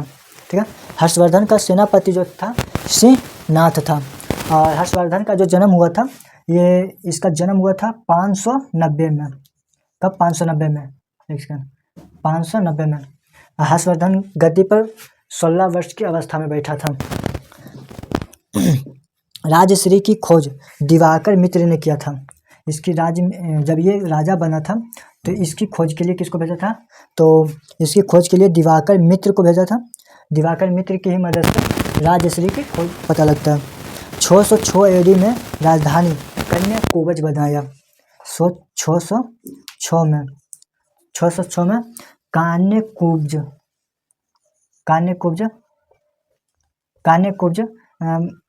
कान्यकुब्ज यानी कन्नौज को राजधानी बनाया था 606 में। कौन? तो हर्षवर्धन। ठीक है, हर्षवर्धन ने बनाया था। इनकी 3 नाटक थे। कौन? तो इनकी 3 नाटक हो जाएगा नागानंद, रत्नावली और प्रियदर्शिका। कौन? नागानंद, रत्नावली और प्रियदर्शिका जो है ये तीनों हर्षवर्धन के नाटक हैं। इनके दरबारी कवि कौन है हर्षवर्धन के? तो दरबारी कवि हो जाएंगे बाणभट्ट इनके दरबारी कवि थे, जो कि कादम्बरी और हर्ष चरित्र पुस्तक लिखे हैं। उसके बाद बनता है मयूर भट्ट सूर्य शतक पुस्तक लिखते हैं। तो 630 से 645 ईस्वी में 630 से 645 ईस्वी में कौन आता है? तो हैंसोंग आता है। हैंसोंग कहाँ का यात्री है? तो ये यात्रियों का राजकुमार हैंसोंग, यात्रियों का राजकुमार यानी कि शशांक, मुनि और तसांग ये सभी आते हैं। 630 से 645 ईस्वी तक रहता है। किसके शासनकाल में? तो हर्षवर्धन के शासनकाल में। ठीक है। 18 महीने नालंदा में महायान शाखा का अध्ययन किया। कौन? तो ये हैंसोंग ने किया था। नालंदा में 18 महीने तक महायान शाखा यानी कि बौद्ध धर्म के महायान शाखा का अध्ययन किया था। कौन? शशांक ने किया था। ये हैंसोंग ने किया था। हैंसोंग अपना यात्रा का विवरण किस पुस्तक में दिया है? तो CU की पुस्तक में दिया। CU की पुस्तक। हैंसोंग जो है अपना यात्रा का विवरण जो दिया था CU की पुस्तक में दिया था। पुस्तक में कहा कि व्यापार का केंद्र कन्नौज है, सूती वस्त्रों का मथुरा है। यानी कि CU की जो पुस्तक लिखा है हैंसोंग, ये CU की पुस्तक में बताया गया है कि व्यापार का केंद्र क्या है? तो कन्नौज है। और सूती वस्त्र का केंद्र मथुरा है। और दक्षिण में महत्वपूर्ण केंद्र कांची को बताया। यानी दक्षिण में महत्वपूर्ण केंद्र कौन है? कांची है। ठीक है। तो हर्षवर्धन की सेना कौन था? चतुर्गनी। हर्षवर्धन की सेनापति कौन था? तो चतुर्गनी था। सेना था चतुर्गनी। सेनापति तो था सिंहनाथ। ठीक है। हर्षवर्धन का नाम क्या था? शिलादित्य। हर्षवर्धन का नाम शिलादित्य था। हर्ष की अश्व सेना का सेनापति कुत्तल था। कौन? सेनापति कुत्तल था। हर्ष की अश्व का यानी घोड़ा का जो सेनापति था वो कुत्तल था। और कुंभ मेला इन्हीं के काल में शुरू हुआ था। कहाँ का? प्रयागराज, हरिद्वार, नासिक, उज्जैन में करवाया गया था। प्रयागराज पड़ता यूपी में, हरिद्वार UK यानी कि उत्तराखंड, और नासिक जो पड़ता महाराष्ट्र में, और उज्जैन पड़ता मध्य प्रदेश में। ठीक है। हैंसोंग के स्वागत में दो महासम्मेलन किया गया था। हैंसोंग के स्वागत में हर्षवर्धन के काल में क्या किया गया था, तो दो महासम्मेलन किया गया था, एक प्रयागराज में और कन्नौज में। अच्छा चलिए आगे बढ़ते हैं। हर्षवर्धन के दो पुत्र हुआ करता था, कौन कौन, वाग्यवर्धन और एक कल्याणवर्धन। वाग्यवर्धन और कल्याणवर्धन कौन था, हर्षवर्धन का पुत्र था। कितना पुत्र हुआ हर्षवर्धन का, तो दो पुत्र हुआ। कौन कौन, तो ये हो गया वाग्यवर्धन और कौन हो जाएगा, तो ये हो जाएगा कल्याणवर्धन। कौन, कल्याणवर्धन। और इनकी पुत्री कौन था, तो ध्रुवसेन द्वितीय। हर्षवर्धन की पुत्री कौन था, तो ध्रुवसेन द्वितीय था। ठीक है, ध्रुवसेन द्वितीय। चलिए अब हम स्टार्ट करते हैं कन्नौज के लिए जो त्रिपक्ष संघीय युद्ध हुआ था उसको देखते हैं। बोल के इसलिए पढ़ाना पड़ रहा क्योंकि मेरे अब इंक भी खत्म हो चुका है, तो क्लास खत्म करना नहीं चाह रहे, सोच रहे चैप्टर पूरा हो जाए। आप लोग नोट करते चल जाइएगा सीधा सीधे। ठीक है, हम उसको रिवाइज करते जा रहे हैं, 3 से 4 बार बोल ही दे रहे हैं, उतना देरी में आप आराम से नोट कर लीजिएगा। चलिए, क्योंकि इस पर लिखने के बाद भी शायद उतना अच्छा से नहीं दिखता होगा क्योंकि ये इंक अब कल ही लाए थे, परंतु पता नहीं कल एक मैराथन हुआ और आज के मैराथन में ही ख़त्म हो गया। जो कल का मैराथन नहीं देखें वो ज़रूर एक देख लीजिएगा, उसमें भी आपको प्राचीन भारत का आधा मतलब पहला पार्ट बन गया था उसमें। आज का प्राचीन का दूसरा पार्ट है, उसके बाद हम तीसरा में पढ़ेंगे मध्यकालीन भारत। ठीक है, उसके बाद फिर आधुनिक भारत। अब चलते हैं कन्नौज के लिए त्रिपक्षीय संघर्ष। कन्नौज के लिए त्रिपक्षीय संघर्ष। कन्नौज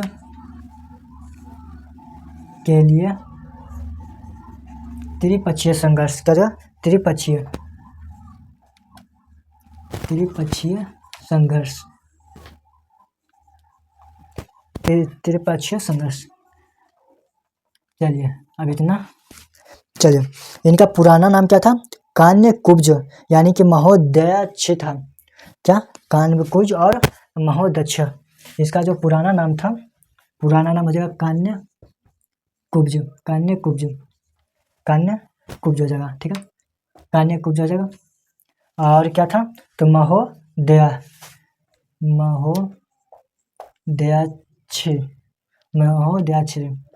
ठीक है, ये था। ठीक है, चलिए, वर्धन वंश के पतन के बाद, हर्षवर्धन के जो वर्धन वंश था, वो वर्धन वंश के पतन के बाद क्या हुआ था, आयुध वंश हुआ था। आयुध वंश। वर्धन वंश के बाद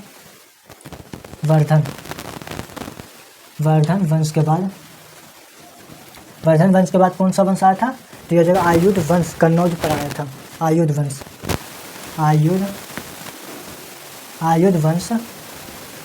कन्नौज पर आया था।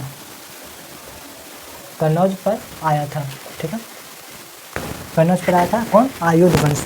आयुध वंश जब आया था तो ये 2 भागों में थे, यानी कि इंद्रायुध और चक्रायुध। आयुध वंश जो था 2 वंश में था, देखो इंद्रायुध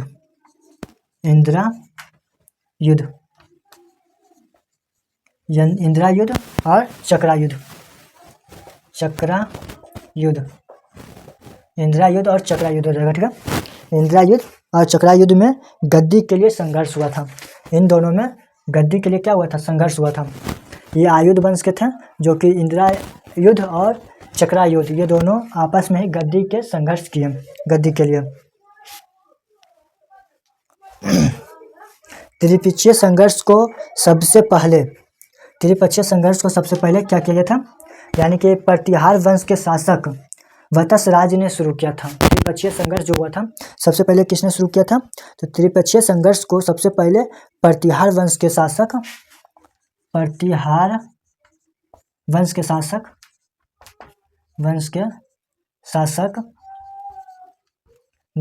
कौन, तो वत्सराज ने शुरू किया था। वत्सराज ने शुरू किया था। ठीक है, और इंद्रायुध को जिताकर गद्दी पर बैठाया था। ये जो वत्सराज है ये इंद्रायुध के साथ दिया था, इंद्रायुध के साथ देकर ये इंद्रायुध को जिताया था। किसको, ये इंद्रायुध को जिताया था, कौन, वत्सराज। उसके बाद आता है कौन, गुज्जर प्रतिहार वंश। कौन आ जाता है, हम पढ़ते हैं गुज्जर प्रतिहार वंश। इसके बाद बीच में इसको भी हम बतस राज के भी बारे में बताएंगे, ठीक है। गुज्जर प्रतिहार वंश, गुज्जर प्रतिहार वंश अब चल नहीं रहा। गुज्जर प्रतिहार वंश, प्रतिहार वंश, गुज्जर प्रतिहार वंश का शासनकाल कितना रहा, तो गुज्जर प्रतिहार वंश का शासनकाल 725 से 1035 तक रहा, 1035 एडी तक, ठीक है, एडी।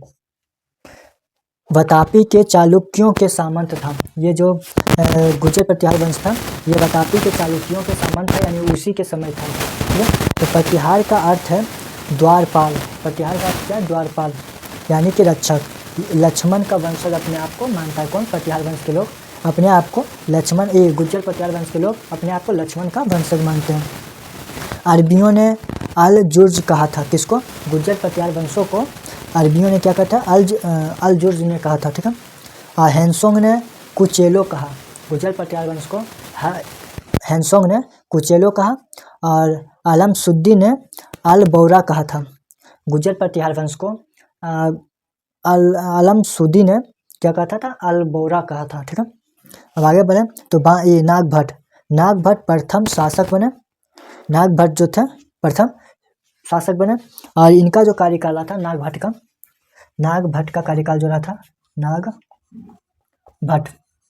नागभट्ट का कार्यकाल जो रहा था कितना रहा था, 725 से कितना रहा, 760 एडी तक रहा था, ठीक है। ये संस्थापक कौन थे, गुज्जर प्रतिहार वंश का संस्थापक कौन थे, तो नागभट्ट प्रथम थे, ठीक है। ये इनके दो भतीजे थे, कौन, देवराज और कुनुक हो जाएगा, ठीक है, कुनुक। देवराज का जो पुत्र था वो बतस राज था, देवराज का पुत्र कहा गया। बाणभट्ट का दो पुत्र था, कौन कौन, नागभट्ट का दो पुत्र था, कौन कौन, एक हो जाएगा देवराज और हो जाएगा कुनक। तो ये देवराज का पुत्र वतसराज होता, देवराज का ही पुत्र यानी कि नागभट्ट का पोता वतसराज होता, ठीक है। ये इसके बाद जो शासन करता है वतसराज करता है, नागभट्ट के बाद देवराज के बाद फिर वतस राज्य शासक होता है। वतस राज्य को जो शासक होता है कार्यकाल, वतस राज्य का जो कार्यकाल होता है कितना होता है, तो 780 से 795 होता है। 725 से 760 तक इसका होता है नागभट्ट का कार्यकाल, और नागभट्ट के कार्यकाल के बाद नागभट्ट के पुत्र यानी कि देवराज का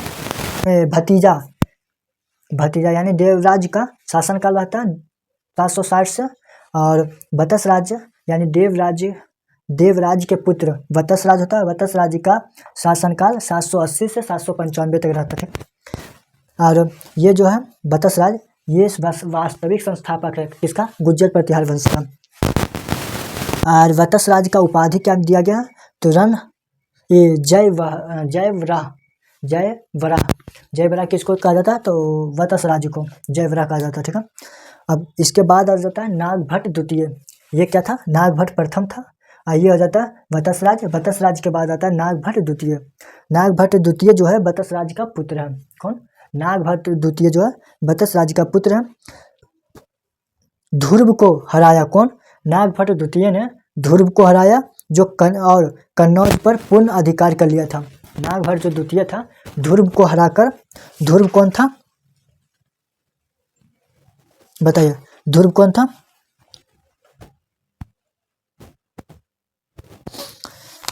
ध्रुव जो था राष्ट्रकूट के शासक था, ध्रुव क्या था, राष्ट्रकूट के शासक था, ध्रुव क्या था, राष्ट्रकूट के शासक था, जिसको किसने हराया था, ध्रुव को ये नागभट्ट द्वितीय ने हराया था और कन्नौज पर पूर्ण अधिकार कर लिया था। त्रिपक्ष संघर्ष को अंत कर दिया था, कौन, पूछा जाएगा प्रश्न में आपको, त्रिपक्ष संघर्ष को अंत किसने किया, तो किसने किया, ये हो जाएगा नागभट्ट द्वितीय ने किया। और नागभट्ट द्वितीय के बाद आता है रामभट्ट, जो कि नागभट्ट का पुत्र होता है, नागभट्ट द्वितीय का पुत्र होता है, रामभट्ट नागभट्ट द्वितीय का पुत्र होता है। अब आता है उसके बाद शासक बनता है कौन, तो सम्राट मिहिर, कौन, सम्राट मिहिर। रामभट्ट के बाद शासक बनता है सम्राट मिहिर। सम्राट मिहिर का शासनकाल आता है 836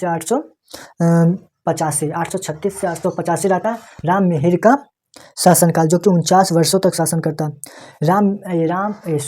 सम्राट मिहिर जो है ये राम भट्ट का पुत्र है। सम्राट मिहिर जो है राम भट्ट का पुत्र है। इसके बाद हम बात करें इनके जो समय अरब यात्री आया था, किसका समय? तो राम भट्ट के पुत्र हुआ तो सम्राट मिहिर। तो सम्राट मिहिर के ही समय अरब यात्री आया था। अरब यात्री सुलेमान आया था। किसके समय आया था? तो सम्राट मिहिर के समय अरब यात्री सुलेमान आया था। कौन? अरब यात्री सुलेमान आया था। और सम्राट मिहिर को उपाधि क्या दिया गया है? तो आदिव्रह किसे कहा जाता है? तो सम्राट मिहिर को। आदिव्रह किसे कहा जाता है? तो सम्राट मिहिर को आदिव्रह कहा जाता है, उपाधि दिया गया था। इन्होंने यानी कि सम्राट मिहिर ने ग्वालियर अभिलेख में स्वयं को लक्ष्मण का वंशज बताया। ये सम्राट मिहिर भी क्या बताते हैं अपने आप को? ग्वालियर अभिलेख में अपने आप को लक्ष्मण का वंशज बताया था। ठीक है। वैष्णव धर्म से संबंधित रखते थे। कौन?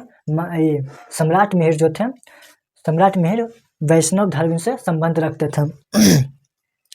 महेंद्र पाल, इसके बाद आता है सम्राट मिहिर के बाद महेंद्र पाल जो है राजकवि। महेंद्र पाल का राजकवि कौन है? तो यह जगह राजशेखर, यानी कि राजशेखर है। और राजशेखर का रचनाएं क्या क्या वो देखिए। बाल रामायण लिखा है किसने? राजशेखर ने। हर विलास भी किसने लिखा? तो ये लिखा है राजशेखर ने। भुवन कोश भी राजशेखर ने लिखा। और कपूर मंजरी भी किसने लिखा? तो राजशेखर ने लिखा। और काव्य मीमांसा भी किसने लिखा? तो राजशेखर ने लिखा। पुस्तक बहुत ज़्यादा पूछे जाते हैं, इसलिए पुस्तक को आप लोग नोट करते जाइए। फिर से बता दे रहे हैं राजकवि कौन कौन है। महेंद्र पाल का राजकवि कौन है? तो यह जगह राजशेखर। और राजशेखर का रचनाएं पुस्तक कौन कौन है? तो बाल रामायण। फिर जगह हर विलास, भुवन कोश, कपूर मंजीरा। उसके बाद जगह काव्य मीमांसा। इतने पुस्तक किसने लिखा है? रामशेखर ने लिखा। अब आ जाते हैं महिपाल। कहाँ? तो महिपाल के पास आ जाते हैं। महिपाल का शासन चलता है किसके बाद? तो महेंद्र पाल के बाद शासन किसका आता है? तो महिपाल का रहता है। महिपाल जो है इनके दरबार में भी राजशेखर आते हैं। महिपाल के भी दरबार में कौन आता है? राजशेखर आता है। और इसके पहले किसके दरबार में थे राजशेखर? तो वे थे महेंद्र पाल के समय भी राजशेखर, और महिपाल के भी समय राजशेखर रह चुके हैं कवि। तो अरब यात्री आलमसुद्दी आया था किसके समय? तो महिपाल के समय आलमसुद्दी आया था। अरब यात्री आलमसुद्दी आया था। और उसके बाद जो शासक रहते हैं महिपाल के बाद शासक बनता है कौन? राज्यपाल। महिपाल के बाद शासक बनता है राज्यपाल जो है, राज्यपाल के समय गजनवी का आक्रमण 1018 में हुआ था। गजनवी का आक्रमण कब हुआ था? 1018 में हुआ था। किसके समय? राज्यपाल के समय गजनवी का आक्रमण हुआ था 1028 में। उसके बाद शासक बनते हैं राज्यपाल के बाद शासक कौन बनता है? तो यशपाल बनता है। यशपाल जो है अंतिम शासक होता है। किसका शासक होता है? तो गुर्जर प्रतिहार वंश का अंतिम शासक यशपाल। और गुर्जर प्रतिहार वंश का संस्थापक कौन है? तो गुर्जर प्रतिहार वंश का संस्थापक हो जाएगा नागभट्ट प्रथम। कौन? नागभट्ट प्रथम हो जाएगा। और वास्तविक संस्थापक पूछे तो यह जाएगा वत्सराज। कौन? वत्सराज। यशपाल जो है अंतिम शासक है गुर्जर प्रतिहार वंश का। गहरवाल वंश के शासक जो है चंद्रदेव ने कन्नौज छीन लिया था। किससे? तो ये छीन लिया था यशपाल से, यानी कि राष्ट्रकूट गुर्जर प्रतिहार वंश के यशपाल से गहरवाल के वंश के शासक जो है चंद्रदेव ने कन्नौज छीन लिया था। चलिए आप देखते हैं राष्ट्रकूट वंश। कौन? राष्ट्रकूट वंश। इसके बाद फिर हम पढ़ेंगे कश्मीर राजवंश। उसके बाद समाप्त हो जाएगा फिर आज का क्लास। ठीक है। राष्ट्रकूट वंश जो है, राष्ट्रकूट वंश का संस्थापक कौन है? राष्ट्रकूट वंश का वातापी मतलब राष्ट्रकूट वंश का संस्थापक एक कार्यकाल कितना से कितना तक चला? बताइए आप लोग। राष्ट्रकूट वंश का कार्यकाल कितना से कितना तक चला? राष्ट्रकूट वंश का शासनकाल 752 से 973 तक चला। राष्ट्रकूट वंश का शासनकाल 752 से 973। राष्ट्रकूट वंश, राष्ट्रकूट वंश का कार्यकाल, राष्ट्रकूट वंश का कार्यकाल 752 से 972 तक शासनकाल चला किसका, राष्ट्रकूट वंश का।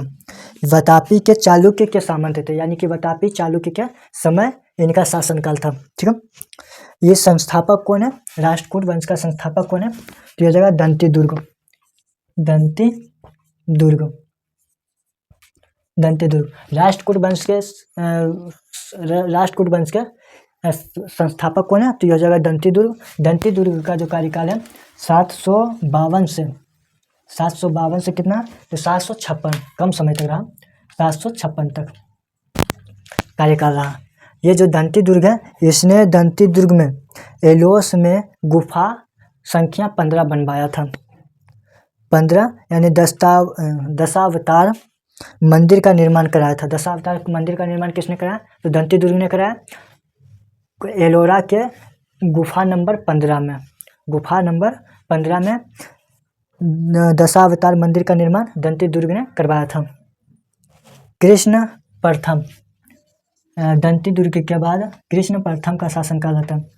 दंती दुर्ग के बाद कृष्ण प्रथम का कार्यकाल, कृष्ण प्रथम का शासनकाल आता 756 से 779 तक, 756 से 779 तक किसका कार्यकाल आता है, कृष्ण प्रथम का। दंती दुर्ग का चाचा थे कौन, कृष्ण प्रथम, दंती दुर्ग का चाचा थे, दंती दुर्ग का चाचा, दंती दुर्ग का चाचा कौन था, कृष्ण प्रथम। एलोरा के कैलाश मंदिर किसने बनवाया था, तो दंती दुर्ग ने बनवाया था, कृष्ण प्रथम ने बनवाया था। एलोरा के कैलाश मंदिर का निर्माण किसने करवाया था, तो कृष्ण प्रथम ने करवाया था। कहाँ है एलोरा की कैलाश मंदिर, तो महाराष्ट्र, गुफा नंबर 16 में है। गुफा नंबर कितना में, 16 में।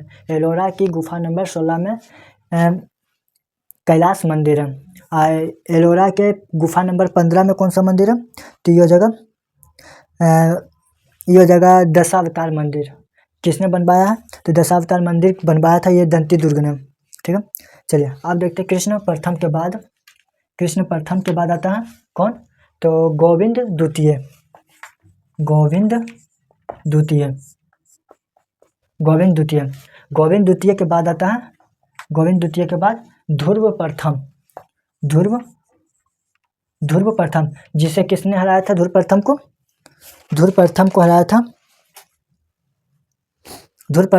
था ये क्या कहता है, नागभट्ट द्वितीय ने ध्रुव प्रथम को हरा करके कन्नौज का कर लिया था, छीन लिया था।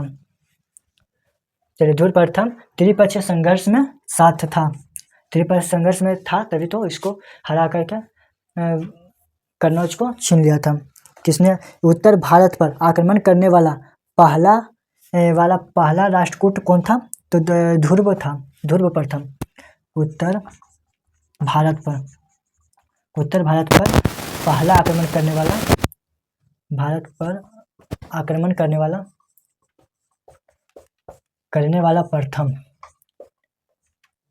वाला प्रथम राष्ट्रकूट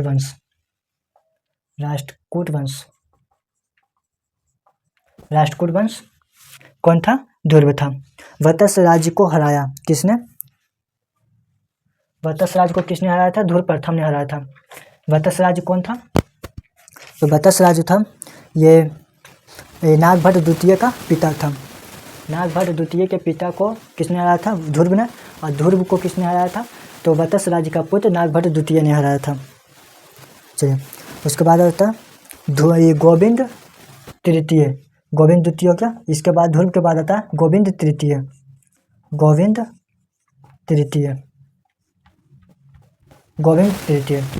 तृतीय के बाद आता है अमोघ वर्ष।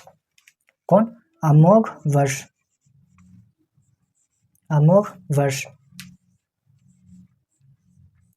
आता है। अमोघ वर्ष यानी कि जैन धर्म से संबंधित है। अमोघ वर्ष जो है ये जैन धर्म से संबंधित रखता है, और ये शक्तिशाली शासक था। राष्ट्रकूट वंश का शक्तिशाली राजा कौन था, यह जगह अमोघ वर्ष जो था ये राष्ट्रकूट वंश का सबसे शक्तिशाली शासक था। इनके दरबारी कवि कौन था, अमोघ वर्ष के, तो अमोघ वर्ष के दरबारी कवि जो होगा जिन सेन हो जाएगा। और जिन सेन का पुस्तक क्या है, तो आदि पुराण किसने लिखा, तो जिन सेन ने लिखा। और महावीराचार्य दूसरा दरबारी कवि थे। महावीराचार्य दूसरा कवि थे जो कि मठार संग्रह लिखे थे, मठार संग्रह। इसके बाद आता है कवि राजमार्ग की रचना भी किए थे। कवि राजमार्ग की रचना किया था किसने, अमोघ वर्ष। चलिए अमोघ वर्ष के बाद आता है इंद्र तृतीय। अमोघ वर्ष के बाद इंद्र तृतीय। अमोघ वर्ष के बाद इंद्र तृतीय। अमोघ वर्ष के बाद इंद्र तृतीय का शासन करा था। इंद्र तृतीय के पास अलमसुद्दी जाता है। अलमसुद्दी इंद्र तृतीय के पास जाता है। इंद्र तृतीय के बाद जो शासक बनता है कौन, तो ये बनता है कर्क द्वितीय। कर्क द्वितीय राष्ट्रकूट वंश का अंतिम शासक होता है। कौन, राष्ट्रकूट वंश का अंतिम शासक।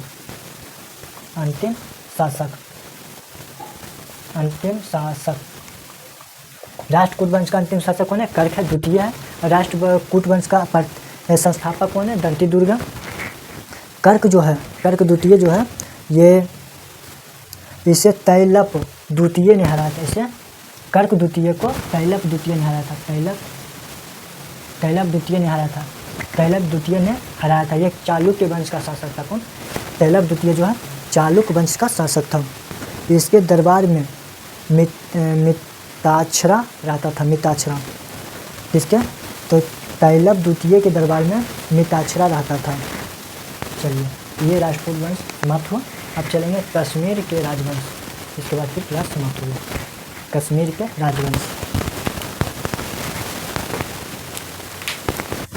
कश्मीर के राजवंश में कितने शासक हुए हैं, तो कश्मीर के राजवंश में 3 वंश हुए हैं। कौन कौन, लोहार वंश, कारकोट वंश और एक हो जाएगा उत्पल वंश। कश्मीर राजवंश में कौन कौन शासक वंश हुआ, तो लोहार वंश, फिर हो जाएगा कारकोट वंश, उसके बाद फिर उत्पल वंश। यानी कि कश्मीर राजवंश। कश्मीर राजवंश का 3 वंश हुआ। कश्मीर राजवंश पर 3 वंश हुआ। कौन कौन, लोहार वंश, फिर कारकोट वंश और उसके बाद उत्पल वंश। लाहौर वंश का संस्थापक कौन है, तो संभ्राम राज हो जाएगा। संभव राज, ठीक है। और कारकोट वंश का राजा ये संस्थापक कौन हो जाएगा, तो कारकोट वंश का संस्थापक हो जाएगा ललितादित्य मुम्तपिड। यानी कि ये जो है मर्तिंड मंदिर का भी निर्माण कराया था। तीसरा शासक जो हो जाएगा उत्पल वंश। तीसरा वंश कौन हो जाएगा, उत्पल वंश। उत्पल वंश का अवंती वर्धन था। उत्पल वंश का संस्थापक जो था वह अवंती वर्धन था। अवंती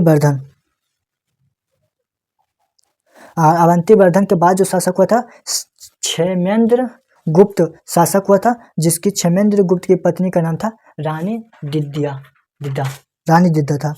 चलिए ठीक है। अब पढ़ते हैं संभ्रम राज के बाद लोहार वंश के जो जो थे, लोहार वंश का संस्थापक कौन था, संभ्रम महाराज। तो संभ्रम महाराज के बाद जो बनता शासक वो हर्ष बनता। यानी कश्मीर के नीरो कहा जाता है। हर्ष को क्या कहता है, कश्मीर का नीरो। हर्ष के दरबारी में कवि कौन था, तो ये कल्हण था। कल्हण का पुस्तक है राजतरंगिणी, यानी कश्मीर के इतिहास 1155 तक का इतिहास दिया गया था। इसमें राजतरंगिणी में। हर्ष के बाद आता है जय सिंह। हर्ष के बाद कौन आता है, जय सिंह आता है। जय सिंह का कार्यकाल आता है 1128 से 1155, कितना 1128 से 1155 रहता है। उसके बाद लाहौर वंश का अंत था, यानी कि लोहार वंश का अंत था, यानी कि जैनुल आबदीन ने अंत किया था। जैनुल आबदीन ने लोहार वंश का अंत किया था। और जो जैनुल आबदीन है यह तुर्की था। जो जैनुल आबदीन था यह क्या था, तुर्की था।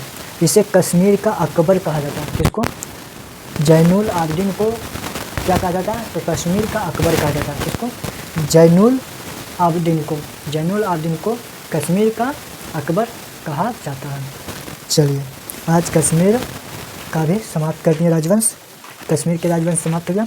तो हम करने वाले हैं नेक्स्ट दिन भारत का अरब आक्रमण, मुग़ल साम्राज्य और ये दिल्ली सल्तनत सभी हम नेक्स्ट वाले वीडियो में करेंगे, ठीक है। चलिए पेन भी जवाब दे रहा, तो ये तो ये भी चैप्टर भारत का अरब आक्रमण भी करा देते हैं, परंतु दिल्ली सल्तनत और मुग़ल वंश ये दोनों और मराठा साम्राज्य ये तीनों अगले वाले नेक्स्ट वीडियो में करेंगे। आप लोग बताइए इस वीडियो में अच्छे जो भी कमी हो कमेंट में जो बताइए, वीडियो अच्छी लगी तो वीडियो चलिए। और आज आप लोगों के लिए हेल्पफुल वीडियो रहा तो जरूर मेरे चैनल को सब्सक्राइब करिएगा। फिर मिलते हैं नेक्स्ट वीडियो। जय हिंद, जय श्री महाकाल। नेक्स्ट